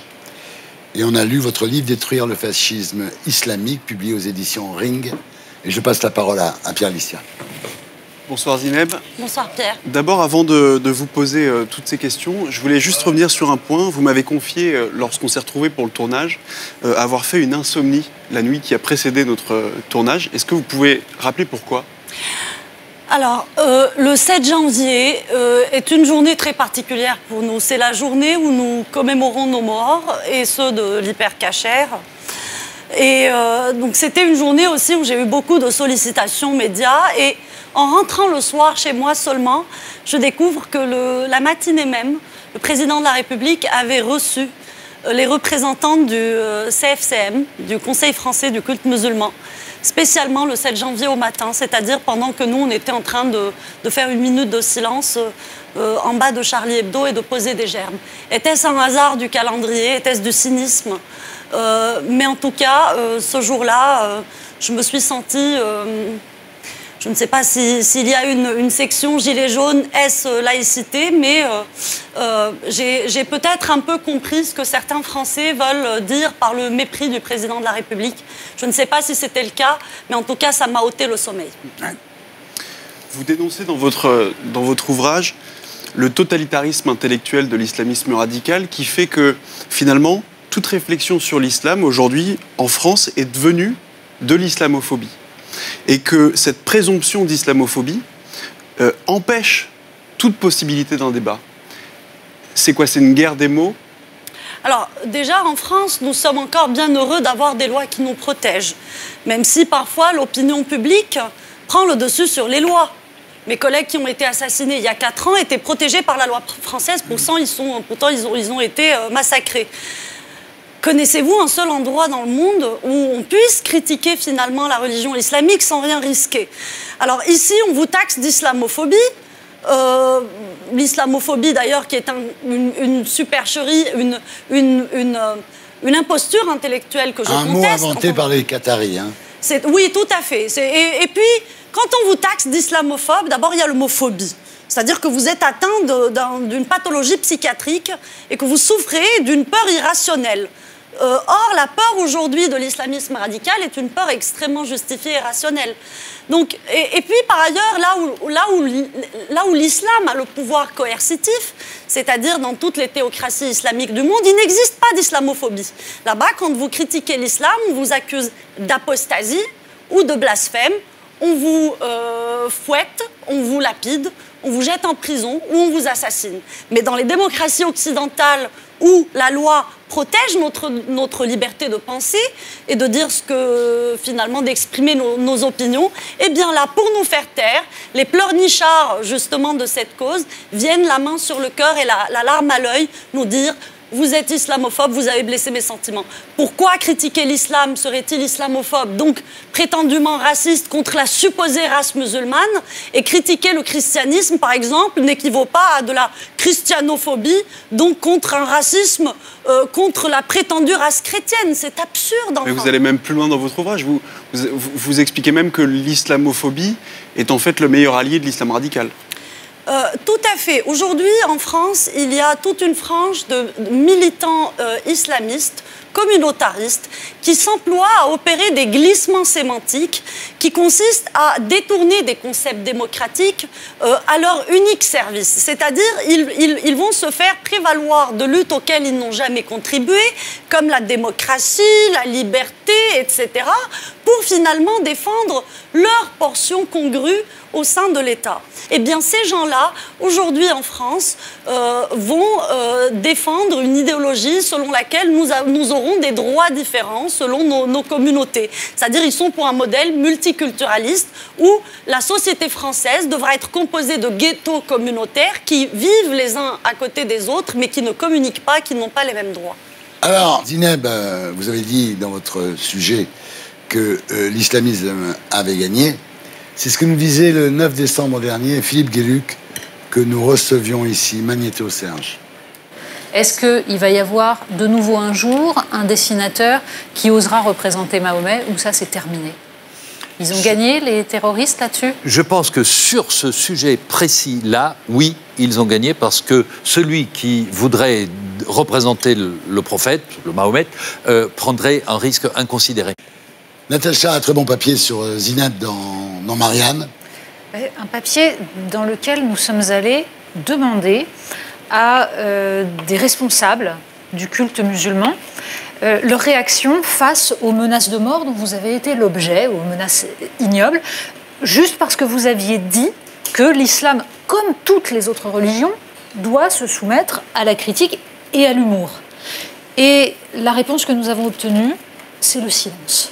Le silence absolu, rien. Et je pense qu'un des problèmes fondamentaux de l'islamisme, c'est qu'en fait, il prend en otage les musulmans dans leur ensemble. C'est-à-dire que le discours des islamistes, c'est d'expliquer qu'ils incarnent la pureté et donc qu'ils incarnent le véritable islam. Et une part des musulmans se sentent prisonniers parce qu'ils ont l'impression qu'on va leur expliquer qu'ils sont de mauvais musulmans s'ils dénoncent l'islamisme. Ils sont réellement pris en otage et il faut les aider à se libérer de cela. Et je pense que si des responsables du culte musulman disaient ouvertement que vous avez le droit de dire ce que vous voulez sur l'islam, parce que c'est le minimum de la liberté, je pense que ça aiderait. Hélas, ça n'est pas venu.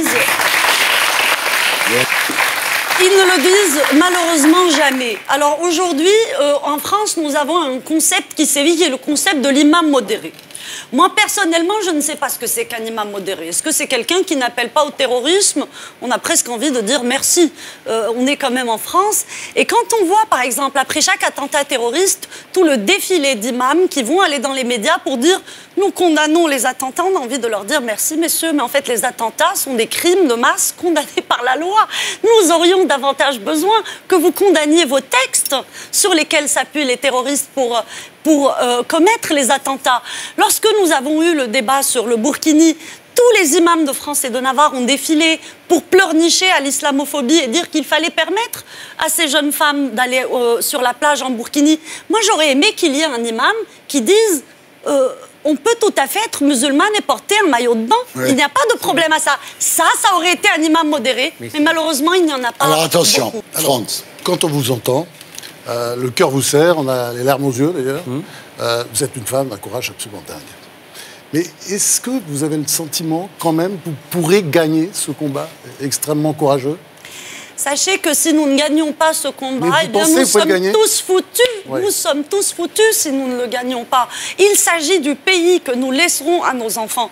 Et pour quelqu'un comme moi, vous pensez bien qu'il n'y a aucune patrie possible à part la France. Où diable voulez-vous que j'aille avec ce que je pense et ce que je suis et ce que je représente à leurs yeux? Ce combat-là est un combat crucial. C'est d'ailleurs un combat qui est salvateur non seulement pour sortir des griffes de l'islamisme radical, mais pour réinjecter un peu de fraternité, un peu d'humanisme entre les Français. Le débat dans ce pays a été trop longtemps pourri, non seulement par les islamistes, mais aussi par leurs ouvreurs de portes, par les désigneurs de cibles, les indigénistes, les décoloniaux, les gens qui sont les chantres des victimes éternelles et des coupables éternels.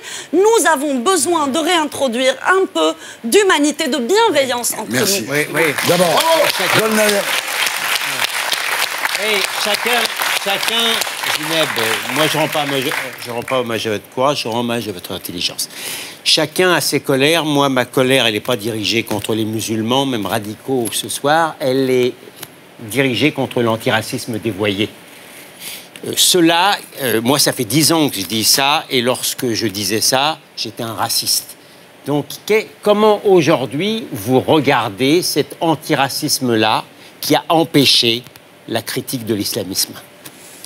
Ce que vous appelez l'antiracisme dévoyé est effectivement un antiracisme, une nouvelle idéologie antiraciste qui a le vent en poupe en France. Quand je dis le vent en poupe, ça veut dire qu'elle a des subventions, de l'argent du contribuable. Ce sont des choses prouvables sur le terrain.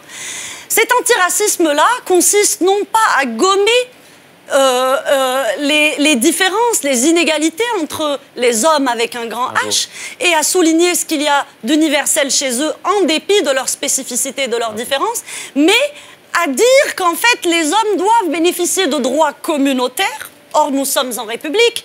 Dans une démocratie, la République ne reconnaît pas les communautés, elle ne reconnaît que l'individu. Il n'y a pas d'intermédiaire communautaire entre l'individu, entre le citoyen et la République. Ces gens-là, ce sont des gens qui introduisent le biologique de nouveau dans le débat public en France, alors que nous pensions être sortis de ça après la Deuxième Guerre mondiale. Ce sont des gens qui vous parlent de racisés, pour qui, par exemple, un homme blanc est forcément coupable par rapport à une femme noire. Ce sont des gens qui pensent que ce que nous disons et ce que nous pensons est conditionné par nos gènes, par nos peaux et par notre héritage culturel. Or, moi, par exemple, je réponds souvent à des gens qui me disent « Zineb, on est d'accord avec toi, mais toi, tu peux le dire, pas nous ». Je leur dis « Mais il n'y a pas de raison pour que moi, je pense quelque chose qui ne soit pas accessible et dissible pour tous les autres ». Je voulais juste ajouter qu'il circule une pétition pour que vous soyez la prochaine Marianne. Et je pense que vous ferez une très bonne Marianne. Pour le moment, pour le moment, elle est malheureusement sous protection policière. Zineb, je rappelle donc que votre livre « Détruire le fascisme islamique » est disponible aux éditions Rank. Merci. Merci d'avoir été avec nous. Sébastien Chenu, merci d'avoir été avec nous. On se retrouve après la pub pour l'Écarien du dimanche avec le médecin français le plus connu du monde, Frédéric Salman. À tout de suite.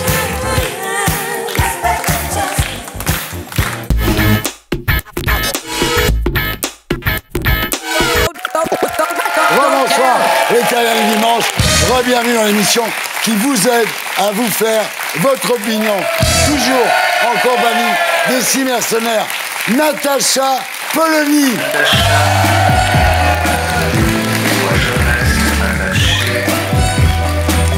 Raquel Garrido.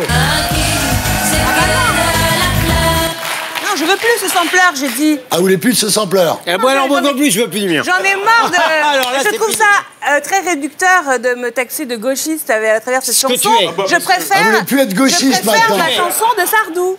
Ah, vous voulez revenir à Sardou? les Raquel du samedi. Ah bah allons-y alors. Dans les balles populaires, les Raquel du samedi, du bleu sur les paupières, tourne, tourne, tourne aussi. Mais là-bas, près du comptoir, en bois, nous on ne danse pas. On est là pour boire un coup, on est... Monia Cachemire. Je suis snob. C'est vraiment le seul défaut que je gobe. Franz-Olivier Gisbert. J'irai dessus.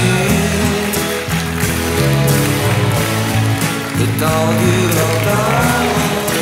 Gilles William Golnadel. Je suis carrément méchant, jamais content. Carrément méchant, jamais content. Et Pierre Licia. Et moi je voulais une moustache.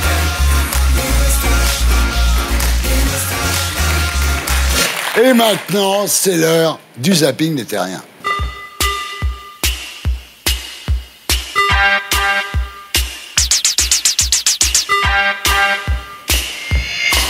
Chaque semaine, nous vous proposons le tour du monde des images les plus ovniesques. Le principe, on vous montre une vidéo. Hein, vous connaissez quand même. Ah ouais.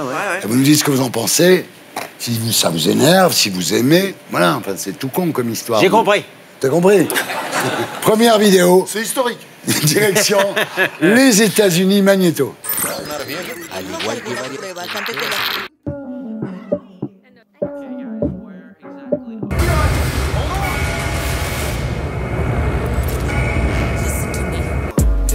G-Wagon, G-Wagon, G-Wagon, G-Wagon, all the housewives pulling up. I got a lot of toys, 720S pumping Fallout Boy. You was talking shit in the beginning, back when I was feeling unforgiving. I know I pissed you off to see me winning. See the ink glue in my mouth and I be grinning. Yeah.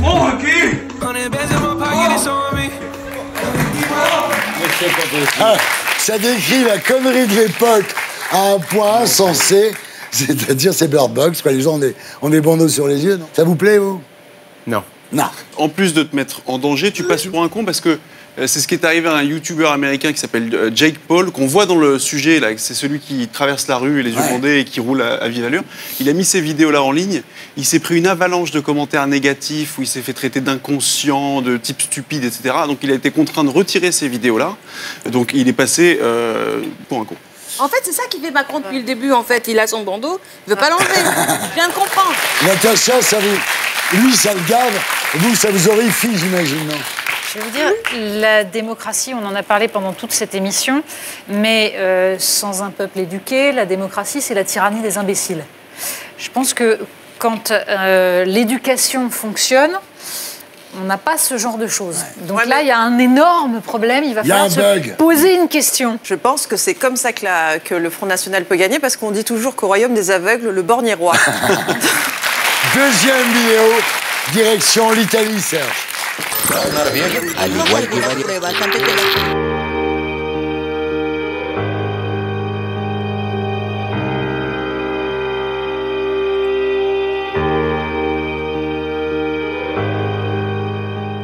Io guadagno. Ma siamo in tre. Ma perché fai così? E non rispondere! Non ti stavo rispondendo. Aia! Che hai fatto male? Ti uomo.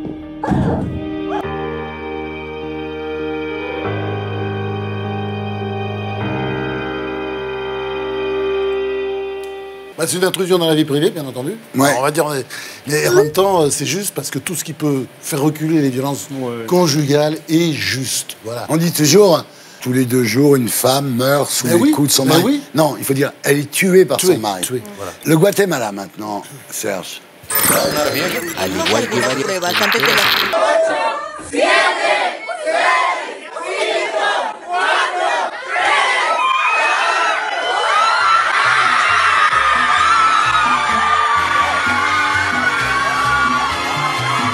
Año nuevo, vida nueva, más alegre los días serán. Año nuevo, vida nueva, con salud y con prosperidad. Raquel, vous avez compris ce qu'il chante, vous? Oui, il dit Año nuevo. nouvel an, nouvelle vie. Voilà. Año nuevo, vida nueva. Alors que l'enfant est mort. Hein. Ouais, il est mort. Mais non, il est pas mort. C'est moi. Mais J'ai non, le regret de vous. J'ai le regret de vous annoncer. Il est salement secoué. C'est mon rôle. L'enfant est mort. Oui, mais c'est une tradition. C'est une tradition au Guatemala. Le premier enfant né de l'année, c'est une grande tradition parce que l'enfant gagne des cadeaux et l'hôpital est décoré. Mais pour cette affaire-là, la maman a finalement porté plainte parce qu'en fait, on ne tient pas en compte de ses souffrances et on l'a fait attendre, on l'a fait patienter pour attendre le minuit. Et là, ils ont promis que pour la prochaine, ils ne la filmeront pas et peut-être qu'ils commenceront à respecter. Tu peux t'expliquer là-dessus, Raquel, s'il te plaît ? La maman. Direction le Royaume-Uni, Serge.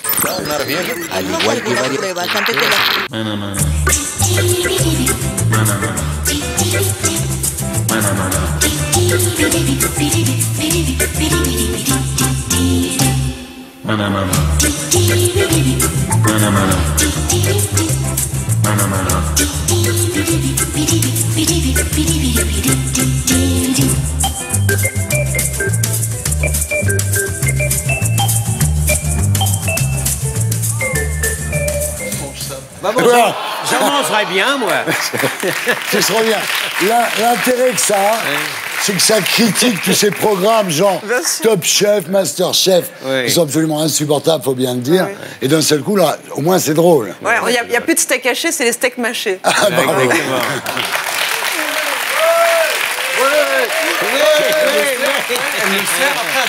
Je sais pas, mais oui, voilà, c'est cuisiné avec mes dents. C'est critique, ça vous plaît? Moi, quand j'étais petite, on m'a appris on joue pas avec la nourriture. Personne ne fait ça, de toute façon, c'est un film, c'est pour rigoler. Oui, parce que franchement, les couteaux, il suffit de s'appliquer un peu. Mais si, Macron fait ça parce que c'est la République en mâche. Bravo. Direction le Japon.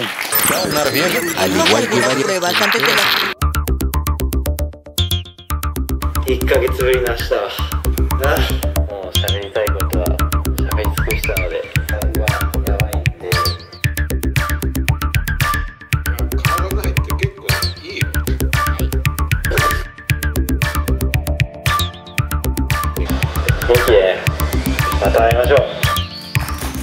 C'est pas mal. Donc quand quelqu'un est mort, tu as un robot, tu lui mets le visage du défunt, et comme ça, il est toujours avec toi. C'est sympa. Avec la même voix et tout. Non, mais écoute, ça peut plaire à certaines personnes, est-ce que je sais, moi. Est-ce que vous le feriez, vous? Je suis pas dans le jugement, Est-ce non. que pour les gens qui vivront avec vous, de votre famille, est-ce que vous leur offririez un Goldnadel en robot? Et s'ils insistent... Mais je trouve que c'est une bonne solution quand même pour les gens qui, comme moi, parlent aux morts, parce que ça m'arrive souvent. On a l'air moins con s'il est là devant vous. Ouais. Bah voilà. Non, mais comme je vous dis que les robots, c'est l'avenir, vous verrez que nos enfants sortiront avec des robots. Oui. Oui, on y arrive. Bien sûr. Nos enfants seront des robots. Ces temps-ci, il y a le salon d'innovation à Las C'est un thème Vegas. récurrent chez toi, Mais bien avec sûr, on les sortira avec poupées. des robots. Ce serait très intéressant, tu devrais t'en t'y occuper, mettre. tu serais moins Toi, aigri. t'es obsédé par les robots, moi, c'est les robots. Ah, bravo! C'était le zapping d'Eteria.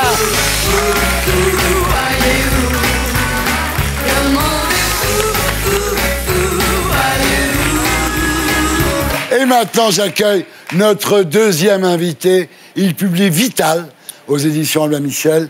C'est le docteur Frédéric Salzman.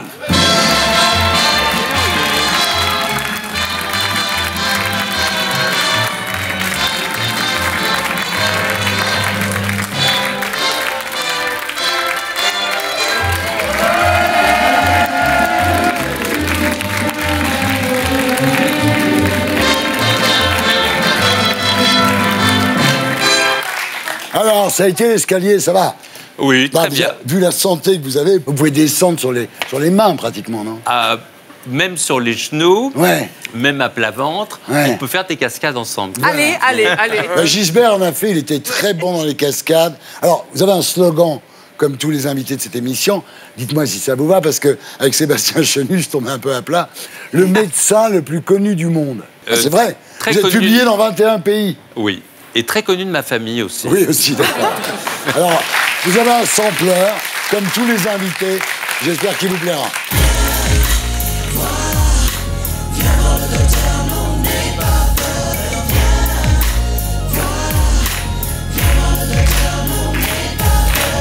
Alors, Frédéric, donc vous publiez Vital aux éditions Albin Michel. Selon vous, les gestes de la vie quotidienne sont nos meilleurs alliés pour garder la forme. Vous êtes obsédé par l'hygiène. Hein. Complètement. Parce que, par exemple, on apprend dans votre livre que le paillasson est un nid à bactéries, qu'il faut nettoyer le pommeau de sa douche tous les mois, laver sa tasse à café juste après avoir bu le café. Enfin, c'est l'enfer. Hein.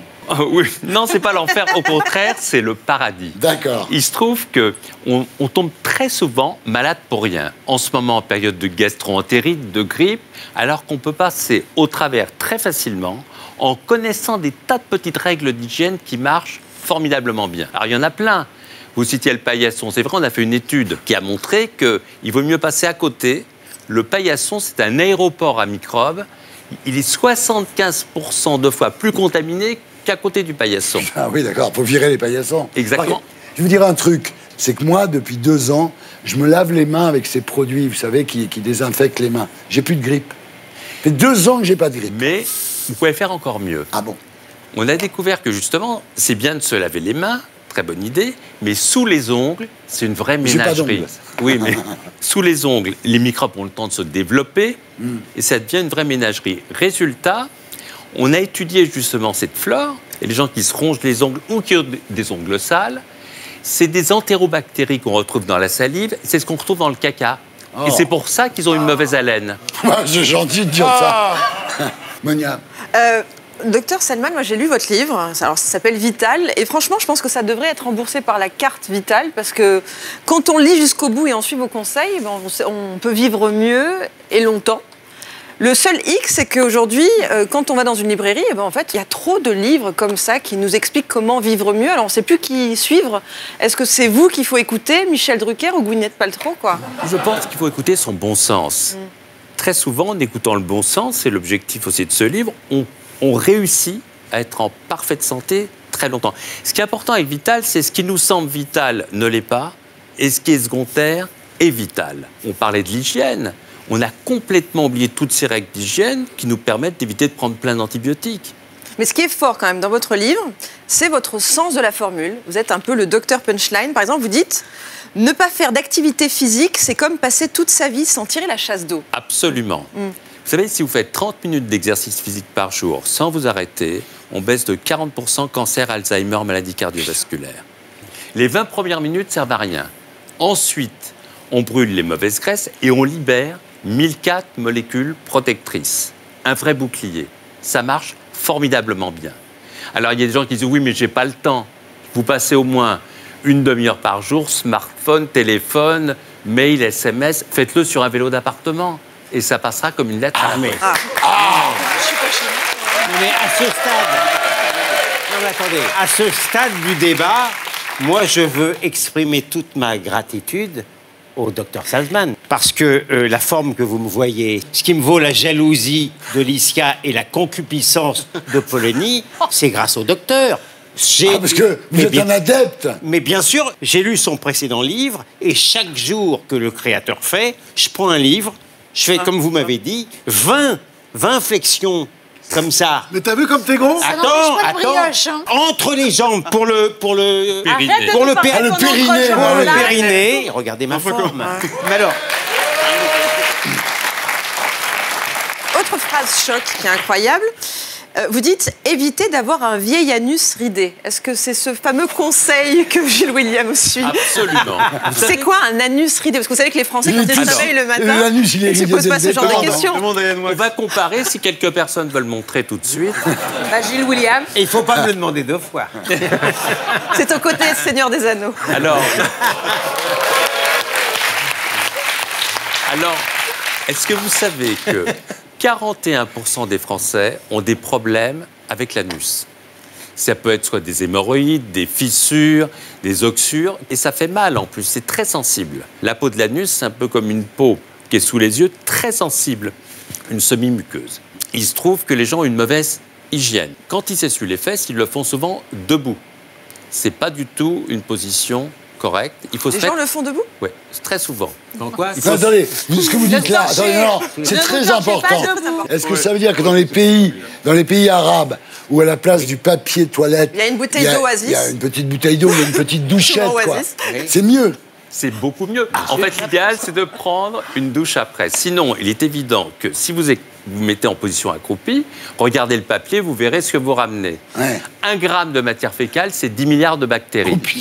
Donc, si la toilette de l'anus n'est pas bien faite, c'est très simple, il y a de la transpiration, ça macère et ça fait des petites micro-fissures. On vit dangereusement, hein? Eh oui. Il y a un truc aussi que vous dites, qui est très intéressant, c'est qu'il faut avoir faim, en fait. Aujourd'hui, on vit dans une société, j'ai mal au dos, un médicament, je dors pas, un somnifère, je suis déprimé, un antidépresseur, j'ai faim, vite je mange, c'est calamiteux d'avoir faim. Eh bien, quand on a faim, on sécrète de la gréline, qui est l'hormone de l'appétit. Et on a découvert il y a très peu de temps que cette gréline, elle a d'autres fonctions, elle stimule l'autophagie. C'est quoi l'autophagie? C'est découvert par un prix Nobel il y a 3 ans. En fait, c'est un nettoyage express, une sorte de cure détox express où on se purifie de l'intérieur, on se nettoie, on élimine les vieilles cellules malades, les cellules usées, et d'un seul coup, c'est un coup de nettoyage qui accélère la longévité. Et cette gréline, en plus, elle booste l'hormone de croissance jusqu'à 2000%, ce qui donne au niveau musculaire de meilleurs résultats. Frédéric, ce qu'on appelle le jeûne thérapeutique, c'est ça, non? Alors, justement, c'est la fin. Alors, le jeûne séquentiel, c'est un truc formidable. C'est pendant 14 heures, on arrête de manger, on boit beaucoup d'eau, du thé, des tisanes. On peut, par exemple, arrêter de dîner à 21h et reprendre à 13h le lendemain. 2 repas au lieu de 3. Et ce qui est très intéressant avec le jeûne séquentiel, c'est que ça lutte contre notre obsolescence programmée. Vous savez, à chaque seconde, on produit 20 millions de cellules pour remplacer nos cellules usées ou mortes. Et le risque d'erreur de copie augmente avec l'âge, donnant lieu à des cancers. Quand on fait jeûner des souris, elles font tout de suite 20% de cancers en moins. Et chez les humains, le teint est plus clair, plus tonique, moins d'asthme, moins d'allergie, moins de rhumatisme. C'est quelque chose, ce jeûne séquentiel, qui est formidable. D'ailleurs, toutes les religions depuis Oui. le début Ah oui, de bien l'humanité, sûr. parle de jeûne comme Ah un oui. message du fond de la nuit des temps. Bon, alors maintenant, on passe au quiz de Monia. Oui, on va faire un quiz, parce que dans votre livre, vous parlez beaucoup de bien-être, vous parlez de santé, mais vous parlez aussi de sexe, parce que de toute façon, le sexe, c'est la santé et le bien-être en même temps. Donc, je vous ai préparé un petit quiz libido avec toutes les informations qu'il y a dans votre livre. Je vais poser les questions à mes camarades. Ouais. Vous allez me répondre si c'est vrai Volontiers. ou faux. Et vous, docteur, vous allez nous expliquer pourquoi. D'accord? Donc, première question. 12 rapports sexuels par mois font gagner 10 ans d'espérance de vie. Oui. Oui. Vrai. Oui. Et c'est vrai. Et c'est vrai. La sexualité, pour les hommes comme pour les femmes, augmente l'espérance de vie. Il y a moins de problèmes cardiovasculaires. Ça diminue les fréquences de certains cancers, les cancers du sein, les cancers de la prostate. Donc ça marche très bien. À condition que la sexualité ne soit pas vécue comme quelque chose d'anxiogène. On continue. Bon, on continue. Les femmes de plus de 50 ans, actives sexuellement, enfin, en gros, toutes celles qui ne peuvent plus coucher avec Yann Moix, ont une meilleure vue. Vrai ou faux? Vrai. Je pense que c'est vrai. Oui, c'est vrai. Alors, C'est vrai. quand vous avez des rapports sexuels, une douzaine par mois, les gens paraissent 10 ans de moins déjà. Mais aussi, il faut que le rapport sexuel soit traduit avec de l'orgasme. Vous savez, il y a une étude formidable qui a eu lieu en Suède. On a mis des couples dans un IRM et on leur a demandé de faire l'amour. Ah là là. On a découvert d'abord que le pénis ne rentre pas comme un piquet, il est à 120 degrés comme un boomerang. Et on a découvert que si l'homme, dans position du missionnaire, se met un tout petit peu avant, il y a un écart exact, il y a 60% d'orgasme en plus. Tiens, mais ce docteur Si j'avais est su génial. ça, si j'avais su ça plus tôt. On ne dit rien. Allez, autre question. Bah oui. Est-ce qu'il y a un lien entre mal de dos et libido? Je dirais non, moi. Non, Moi, je dis non, oui. pas du tout. Non, faux. Eh bien, Parce que il y a un lien. Ah oui, merde. Les dernières vertèbres qu'on appelle S2, S4, de ces vertèbres partent ce qu'on appelle les nerfs parasympathiques. Si c'est un petit peu pincé, ça va pas bien, parce que le J'y crois pas du tout. J'ai souffert longtemps d'un lumbago, ça m'a jamais calmé. Eh bien, Non, mais toi, Vends pas.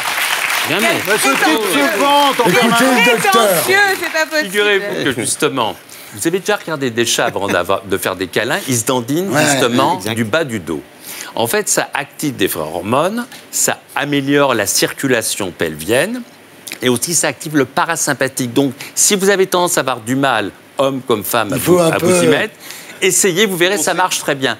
Pour le mal de dos, la meilleure position, homme comme femme, c'est la levrette. Ah, tu vois. J'ai toujours dit. C'est quoi ça, toi? J'ai toujours dit. On continue. Allez. La taille du sexe chez les hommes dépend de la longueur de la langue. Moi, on m'avait dit que c'est la taille du C'est nez. le nez et les pieds. Non, c'est les doigts. Non, c'est faux. Par contre, à propos de la langue, si on fait un baiser, ça libère une hormone, la kisspeptine, qui fait que ça donne une envie très importante de continuer. C'est ce qu'on a découvert. Ah, donc c'est pour ça qu'on Quand- embrasse quand- les filles. Quand on dit juste un baiser, en fait, ça... D'accord. Enfin, ça n'a rien à voir avec la taille. Docteur, qu'est-ce qui peut montrer que quelqu'un est, disons, Voilà. bien équipé, son nez, ses pieds, quoi? Le rapport avec l'index et le majeur. Putain, attends, je regarde. C'est bien, docteur, ça. La longueur de l'index. Le docteur, attendez. Le docteur, Il m'a dit que c'était bien. hein, moi. le docteur Il m'a dit que pas que c'était c'est la bien. bonne taille. Merci d'avoir été avec nous. Le bouquin s'appelle Vital. Il est disponible chez Albin Michel.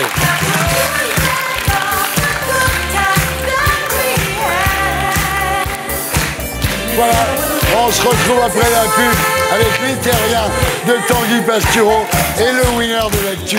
A tout de suite.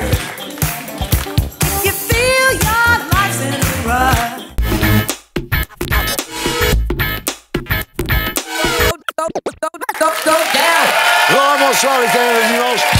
Bienvenue dans l'émission qui vous aide à vous faire votre opinion. Toujours en compagnie des 6 mercenaires, Natacha Polony, Raquel Garrido, Monia Cachemire, François-Olivier Gisbert, Gilles-William Goldnadel et Pierre Licia.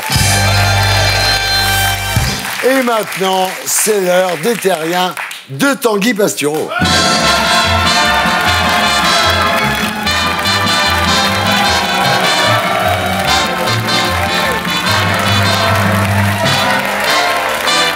Bonsoir à tous. Ça va Tanguy? Une belle année, quoi. Merci Tanguy, Ouais. merci beaucoup. Et maintenant, mesdames, messieurs, on passe à Pastureau.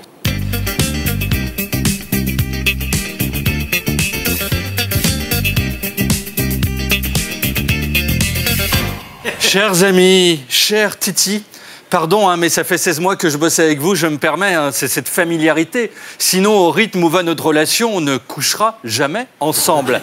Or, moi, j'ai pas intégré le monde de la télé pour vivre comme un député des Yvelines.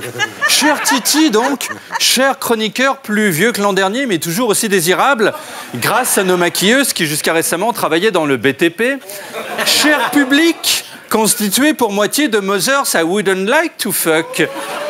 Et de jeunes I can't fuck because they are à peine majeurs and we are not Yann Moix. Chère ménagère qui ce soir me regarde en te disant cette phrase est trop longue, j'ai rien compris, je vais changer de chaîne. Chers tous, je suis content de vous retrouver. Ah, Pourtant, j'ai passé de bonnes vacances, j'adore ne rien faire. J'étais fait pour avoir la vie de François Barouin. En plus, j'ai eu un article dans le magazine Breton. Pour moi qui suis breton, c'est une consécration. C'est comme si on parlait de Joe Wilfried Tsonga dans la tribune de Genève. Alors, j'y apparais, bon, avec un pull marin, ce qui rappelle les heures les plus sombres de notre histoire, comme celle-ci ou celle-là. Mais revenons au glamour. Quel bel homme.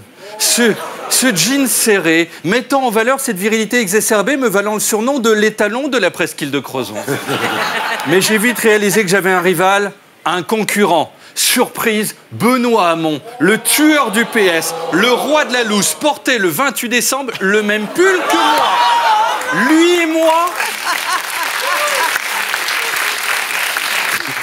Lui et moi avons les mêmes goûts. J'aurais dû m'en douter, j'aime la solitude. Lui aussi, il a fait 6% à la présidentielle. Mieux, il a passé ses congés en Bretagne comme moi, sous la flotte. Regardez, ça c'est son Instagram. Alors, derrière lui, normalement, c'est la route de Brest. Une seule fois, elle s'est vidée en 76 à cause de la sécheresse. Il a passé 2 semaines à 100% d'humidité. Le soir, quand il se grattait, il y avait des champignons qui tombaient. Les mecs de la mer Poulard ont fait le déplacement depuis le Mont-Saint-Michel pour les foutre dans leur omelette. Le pauvre, ça se mérite la Bretagne. Alors certes, Hamon est un beau gosse comme l'ensemble des Bretons, sauf Jean-Yves Le Drian. Mais on en oublierait presque l'existence de notre bébé cadom, dont on a envie dans des rêveries érotiques un poil tordu de talquer le derrière. Macron. Ah, vous savez, Macron, c'est ce type qui, à 16 mois, était aimé et dont la popularité a baissé, jusqu'à disparaître. C'est un vol de la Malaysia Airlines, mais en mec. Alors, au début des fêtes, il est allé au Tchad, où il a rencontré le président Idriss Déby. Voir un Déby pour quelqu'un qui vient de la banque, bon, c'est pas si surprenant. Macron a exhibé sa montre bleu, blanc, rouge. C'est son cadeau de fin de stage à l'Élysée. Hein, il l'a eu tout de suite, au cas où Éric Drouet ferait un putsch. Alors il a donné la main à Idriss en faisant sortir un de ses doigts d'un rond formé par les doigts de l'autre. Oh. C'est à ce jour la manière la plus salace de se donner la main. C'est la première fois que je suis excité en regardant des doigts. Hein, ça, en langue des signes, ça veut dire je suis à toi, ma grosse loute. 50 nuances degrés à côté de nous deux, c'est l'âne trop qui plante un putain d'arbre. Agnès Buzyn avait vacciné Macron avant qu'il aille au Tchad. 128 vaccins, pour elle, c'est le minimum. Mais ça n'a pas suffi. Il a contracté une maladie tropicale très rare, maladie vénérienne, hein, qui fait que la seule fois où il a ouvert sa braguette, on a réalisé qu'il avait littéralement fleuri. Alors, les militaires ont eu droit chacun à une mandarine. Hein. Tout le budget est parti dans la réfection du porte-avions Charles de Gaulle. Bon, c'est un succès puisque désormais il flotte. Macron s'est engagé contre les violences faites aux femmes au Tchad. Et là-bas, ne tapez pas sur les dames. En geste, ça se fait comme ça. Vous voyez ? Voilà. Hein. Alors que chez nous, ça signifie mourir d'amour enchaîné quand on fait un karaoké spécial Johnny. Ensuite, avec Brigitte, ils sont allés se reposer. Brigitte lui a dit « Mon poulet, il faut gommer ton image de président des riches. » Donc, ils ont réfléchi où aller pour ça. Et ils ont décidé de partir à Saint-Tropez. Ah oui. Hein, la ville bling-bling des vieux beaux qui se sont fait les testicules comme le steak de Ribéry, en or. Non, mais Macron, c'est l'anti-guide du routard. C'est une sorte de Siri sur iPhone, mais qui bug. Vous lui dites « Dis Manu, donne-moi une idée de voyage à petit budget. » Il répond « Saint-Tropez, Courchevel, Dubaï. » Dis Manu, et pour les rencontres gays, Kaboul. Et pour la bar mitzvah de mon fils, la cave d'Alain Soral. Ok, merci Manu. Allez, maintenant, Ils aiment Macron comme Ariel Dombal aime Thomas et Sylvain, les infirmiers qui le soir lui donnent ces petites pilules vertes et jaunes. Ce sont les macronphiles. Avec Benjamin Griveaux qui se lance dans l'événementiel, on espère qu'il sera meilleur qu'en politique, puisque samedi a eu lieu la journée porte ouverte à son ministère. Idéal. Idéal pour ceux qui ont raté les journées du patrimoine. Alors les visiteurs ont planté un pieu dans la voiture de Griveaux. C'est un truc qui se fait couramment, mais plutôt en Transylvanie, quand on pense que Dracula est au volant. Alors Griveaux, du coup, a voulu rendre le truc glamour, parce que s'il s'était fait trucider par un transpalette, ça aurait été la mort la plus con du monde. Et alors il a dit, ce n'est pas moi qui ai été attaqué, c'est la République. Il s'est pris pour Marianne. C'est une sorte de changement de sexe, mais sans avoir à passer sur le billard. Mais non, c'est pas la République, c'est vous, monsieur Griveaux, parce que vous avez fait le fanfaron. Alors que le pays est en ébullition, vous dites, on va être encore plus radicaux dans les réformes. Vous êtes du jus de merguez sur le barbecue vegan d'Émeric Caron. Nicole Belloubet qui ne dit rien, qu'on ne voit pas, on ne sait même pas si elle existe, personne ne l'attaque.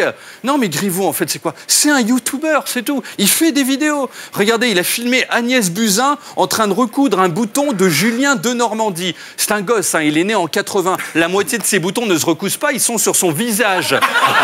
Non mais on a confié la France aux Kids United.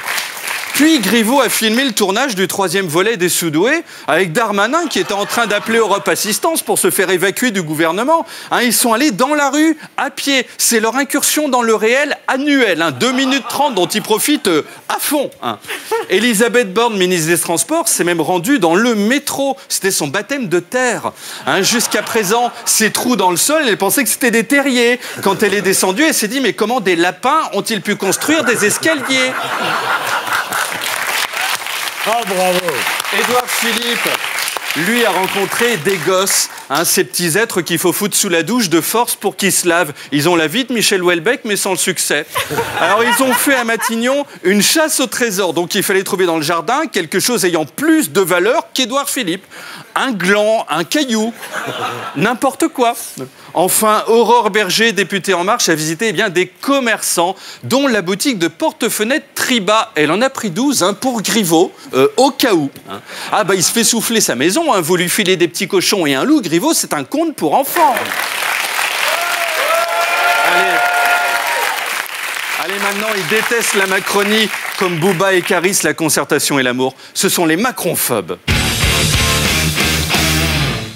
Avec Laurent Wauquiez, qui a un boulevard devant lui, mais il n'en fait rien, c'est le Google Maps de la loose, et qui s'est pris en photo avec sa femme, tous deux habillés, ce qui est une chose rare dans les bois.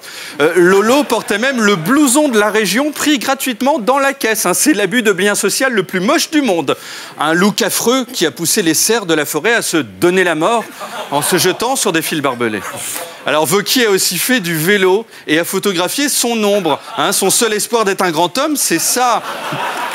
Il prend du bon temps. Il prend du bon temps, il peut. C'est pas comme si son parti était en miettes. Le jour où il sera tout seul dans sa famille politique, il fera un ping-pong contre un mur. Éric Ciotti, lui, est allé à la montagne, engoncé dans une combinaison de ski qu'il a rendue aussi souple qu'un balai. Ciotti, c'est 50 kilos, dont 47 de fringues. Si le mec chargé de conduire le chasse-neige avait sifflé trop de génépi, donc là, ils étaient tous morts. Alexis Corbière s'est rendu au Chili, où il a souri. Regardez, mais quelle joie! Alors qu'en France, il fait cette tête-là. Mais c'est l'effet Chili. Vous y emmenez Isabelle Huppert, elle danse en slip à trompe sur Waka Waka. Corbière qui n'est pas n'importe qui. Alors certes, il n'est pas la République, ça c'est Griveaux. Mais quand même, dès le second tour de la présidentielle, il y a 1 an et demi, il avait prédit que ça allait mal finir. C'est un voyant, un mage. Demain, il enfile un boubou, il se met porte de la chapelle, et contre un poil pubien de l'être aimé, ou un myosotis si c'est Macron, mais il le fait revenir. C'est Paul le Poulpe, mais sans les tentacules.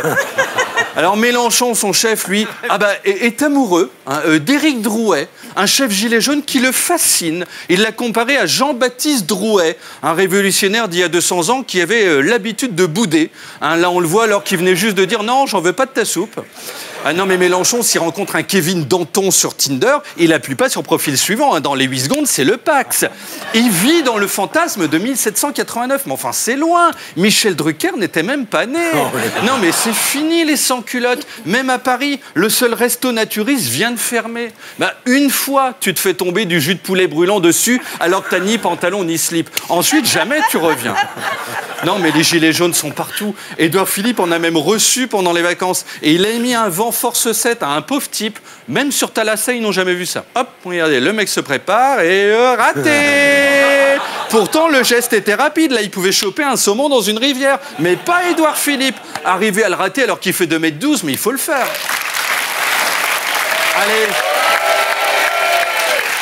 Allez, maintenant, un tour des gens d'ici. Avec Roselyne Bachelot, qui a voulu changer d'allure pour le 31 décembre. Alors, défi réussi. En tout cas, si le dress code de la soirée était partie fine au Blue Moon de Limoges. Avec le haut en cuir, à minuit, on lui a donné 12 petits coups de martinet sur les fesses. Elle n'a pas pu dire bonne année à cause de la boule de latex qu'elle avait dans la bouche. Alors attention, tous les anciens ministres ne peuvent pas s'habiller ainsi. Ça irait très mal à Édouard Balladur. Alors sinon, le chien Rex a réussi à réitérer l'exploit des électeurs socialistes il y a 2 ans. Il a presque fait disparaître Manuel Valls. Voilà un animal utile. Manuel Valls, qui comme photo pour sa campagne à Barcelone, a choisi celle-ci.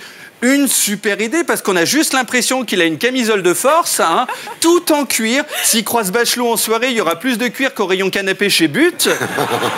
Anne Hidalgo, maire de Paris, un concept qui consiste le dimanche à reconstruire tout ce qui a été détruit le samedi. Donc en gros, c'est une partie de Tetris. Elle, elle a fait des petits cœurs avec sa main. Elle vit dans un long épisode de Peppa Pig. Elle est trop kikoulole. Vous l'emmenez à Alep, elle joue à la marelle. Christian Estrosi, bon lui, alors il a couru à Nice, sa ville, voilà. Il a aussi couru à la montagne en pantalon de ski. Alors on transpire, mais uniquement des jambes. Il a perdu 7 kilos à chaque genou, qui ne peuvent plus soutenir son corps. Maintenant, c'est un invertébré. Il rampe sur le sol de la cuisine. Et partout, il court. Lui, c'est Forrest Gump, mais en moins fin. Olivier Faure, le boss du PS, a fait visiter les nouveaux locaux du parti à la presse. Voilà, donc il se prend pour Jésus. Si au lieu de l'eau, il avait marché sur des dalles de plastique, c'est le film Les 10 commandements, mais version roumaine. 0 € de budget. Enfin, Jean Lassalle, le berger défoncé à la liqueur de Hérisson, s'est attaqué à un buisson de ronces, mais à la hache. Même Jack Nicholson dans Shining était moins flippant. Vous lui offrez un bonsaï, je pense qu'il le taille à la tronçonneuse. C'est un malade. Je préfère croiser Michel Fourniret dans une rue sombre que Jean Lassalle.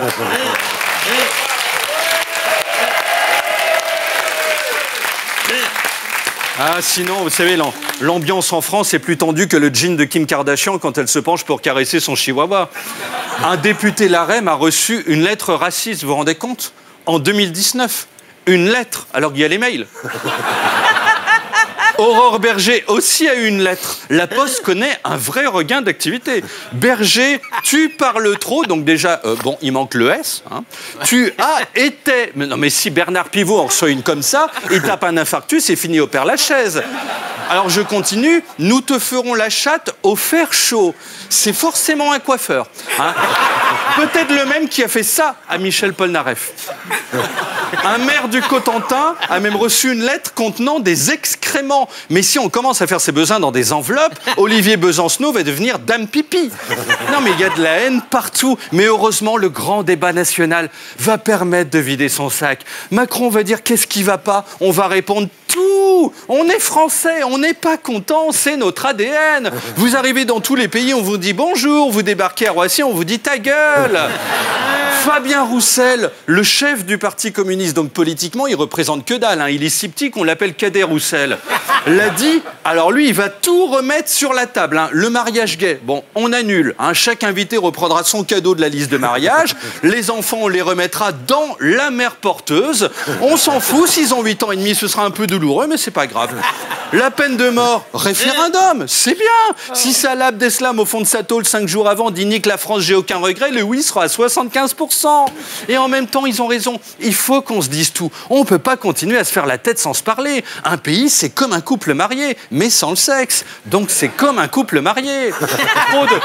Trop de violence, trop de bastons, trop de coups de poing. Visons la paix, l'amour. Ce soir sur Twitter, moi je veux pas lire « Elle était nulle ta chronique, fils de chien ». Je ne veux lire que des tanguis. On te fait des bisous. Peace and love et vive Griveaux, c'est-à-dire la République. Vive la France! Ouais! C'était Tanguy Pastion. On se retrouve ici la semaine prochaine. Et d'ici là, sur scène et sur mycanal.fr.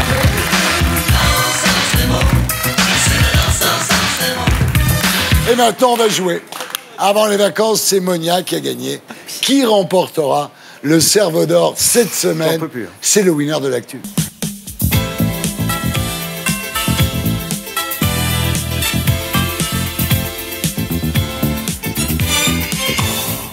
Vous êtes concentrés? Ah oui, alors. Qui a déposé la marque Gilet jaune à l'INPI en fin d'année? Florian Philippot, La Poste, Nicolas Dupont-Aignan ou Thierry Ardisson? Mais c'est pas vrai, ça. Florian Philippot. Florian Philippot. Mais tout le monde le sait. Tout le monde le sait. Tout le monde le sait. En fait, Florian Philippot a dit je dépose la marque pour éviter qu'elle tombe dans de mauvaises mains macronistes. Bien sûr, il y a tellement les Gilets jaunes ont absolument détesté cette opération. D'accord, mais on n'est pas là pour faire de la politique. Quel service la marque Renault propose-t-elle désormais en option sur ses voitures? Le verrouillage automatique de la voiture, le phare frontal en forme de cœur, le bouton « Maman, je suis bien arrivé » ou le klaxon imitant la voix de Raquel Garrido. C'est gratuit, Je sais pas, ça. moi, j'ai une Renault, verrouillage automatique, ça fait très longtemps, donc c'est le bouton, maman, je suis bien arrivé. Oui, bravo! Ça s'appelle le même button. Mais t'es favorisé si t'as une Renault. Ça coûte 20 €. Mais c'est pour les enfants juifs. C'est vrai, ça c'est juste. Quel est le surnom des conseillers d'Emmanuel Macron encore présents à ses côtés à l'Élysée? Les bouffons, les macarons, les mormons ou les kamikazes? Wow. Aujourd'hui, je dirais, parce qu'évidemment, c'était les bouffons avant. Mais aujourd'hui, on est plutôt sur les kamikazes, non? Non. Est-ce qu'on peut avoir -1 quand on répond mal? Les Mormons. Raquel Garrido.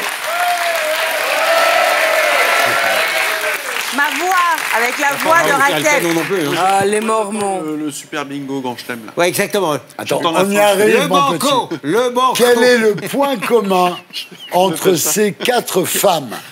Ce sont toutes des hommes, en fait. Elles ont toutes été gilets jaunes. Elles sont sœurs, mais elles ne le savent pas. Elles s'appellent toutes Raquel Garrido. Mais c'est complètement con, ça. Elles sont sœurs, mais elles ne le savent pas. Non. Ça y est, ça marche pas. Ce sont toutes des hommes. Non. Elle s'appelle toute Raquel Garrido. Mais oui, voilà.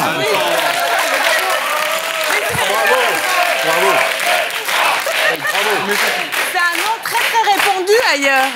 Ailleurs, c'est un nom très répandu. Parce qu'ici, il n'y en a qu'une pour nous. Hein. Bah ouais, c'est gentil. Vous avez tous entendu parler de l'affaire de Jeanne Calment cette semaine. Non. Des scientifiques russes affirment que c'est sa fille Yvonne qui aurait usurpé l'identité de sa mère dans les années 30.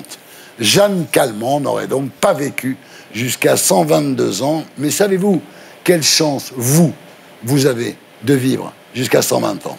Une chance sur 6 millions. Une chance sur 60 millions. Une chance sur 6 milliards. Ou une chance sur 60 milliards. Il sait pas. 60 milliards. Ouais. Ah oui. C'est évident. Évident.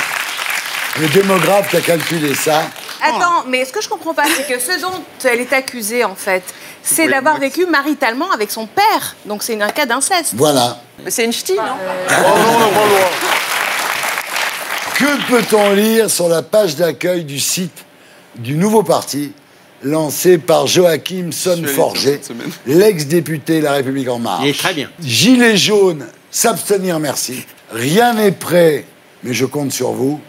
Ce parti est réservé aux gens drôles et intelligents, ou enfin un parti qui a les couilles de dire la vérité aux Français. Je suis snob. Enfin, un parti qui a les couilles. Rien n'est prêt, mais je compte sur vous. Bravo. J'y suis allé cette semaine. Parce que cotisé. Non, parce que je trouve que ce type est complètement fou, et surtout dans le questionnaire, dans le formulaire d'adhésion, l'adhésion est gratuite, dans le formulaire d'adhésion, on ne vous demande pas vos coordonnées classiques, on vous demande si vous êtes intelligent, on vous demande si vous êtes drôle et on vous demande de le prouver. T'as répondu quoi? J'ai pas répondu. Attention, pour quelle raison Béatrice Dalle ne peut-elle pas entrer sur le territoire américain? Elle tire la langue sur la photo de son passeport. Elle a giflé un ambassadeur américain dans le passé. Elle s'est déjà faite serrer à la douane américaine avec une boulette de shit dans la poche. Non, ça c'est moi. L'espace entre ses dents du bonheur n'est pas réglementaire. Elle a giflé un ambassadeur. Oui, bravo. Qu'est-ce qu'un jeune Breton vient de se faire tatouer sur le mollet? Je sais ça aussi. Le numéro du passeport diplomatique d'Alexandre Benalla, le visage de Jean Lassalle, une bigoudaine avec un gilet jaune ou les mensurations de Natacha Polony. Alors, je vais gagner le cerveau d'or, c'est le visage de Jean Lassalle. Bravo!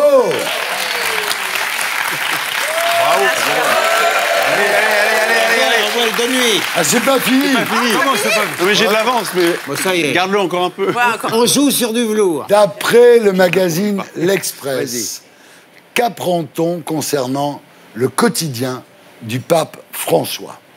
Il fait la queue à la cantine pour faire griller ses tartines, voilà. Il exige des œufs mimosa à tous les déjeuners. Il refuse qu'on lui noue la serviette autour du cou lors du dîner, où il dispose d'un papier de soie blanc immaculé pour ses toilettes particulières. Le papier de soie blanc. Non. Il fait la queue à la cantine. Oui. Bah ouais, évidemment. Voilà. Moi, je pensais qu'il faisait attention à son anus. Mais non. Non, il fait la queue. Ah, pardon. C'est de l'autre côté. À la cantine. Alors, d'après le Canard enchaîné, à quel animal Emmanuel Macron se compare-t-il lorsqu'il est en vacances? À un ours, à un pingouin, à un paresseux ou à un blaireau? Je suis snob. Un paresseux. Non.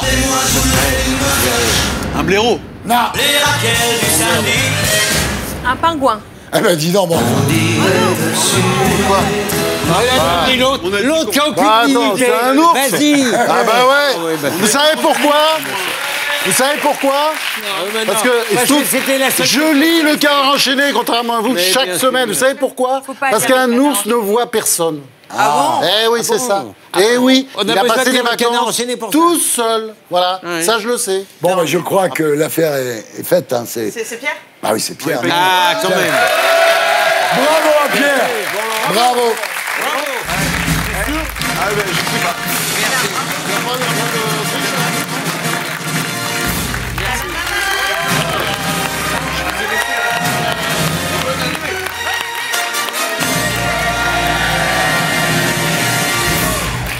Voilà, c'était les Canards du dimanche, l'émission qui vous aide à vous faire votre opinion. Merci à tous ceux qui m'ont aidé à faire cette émission, à commencer par Stéphane Simon. À samedi, 19h. Bonne semaine.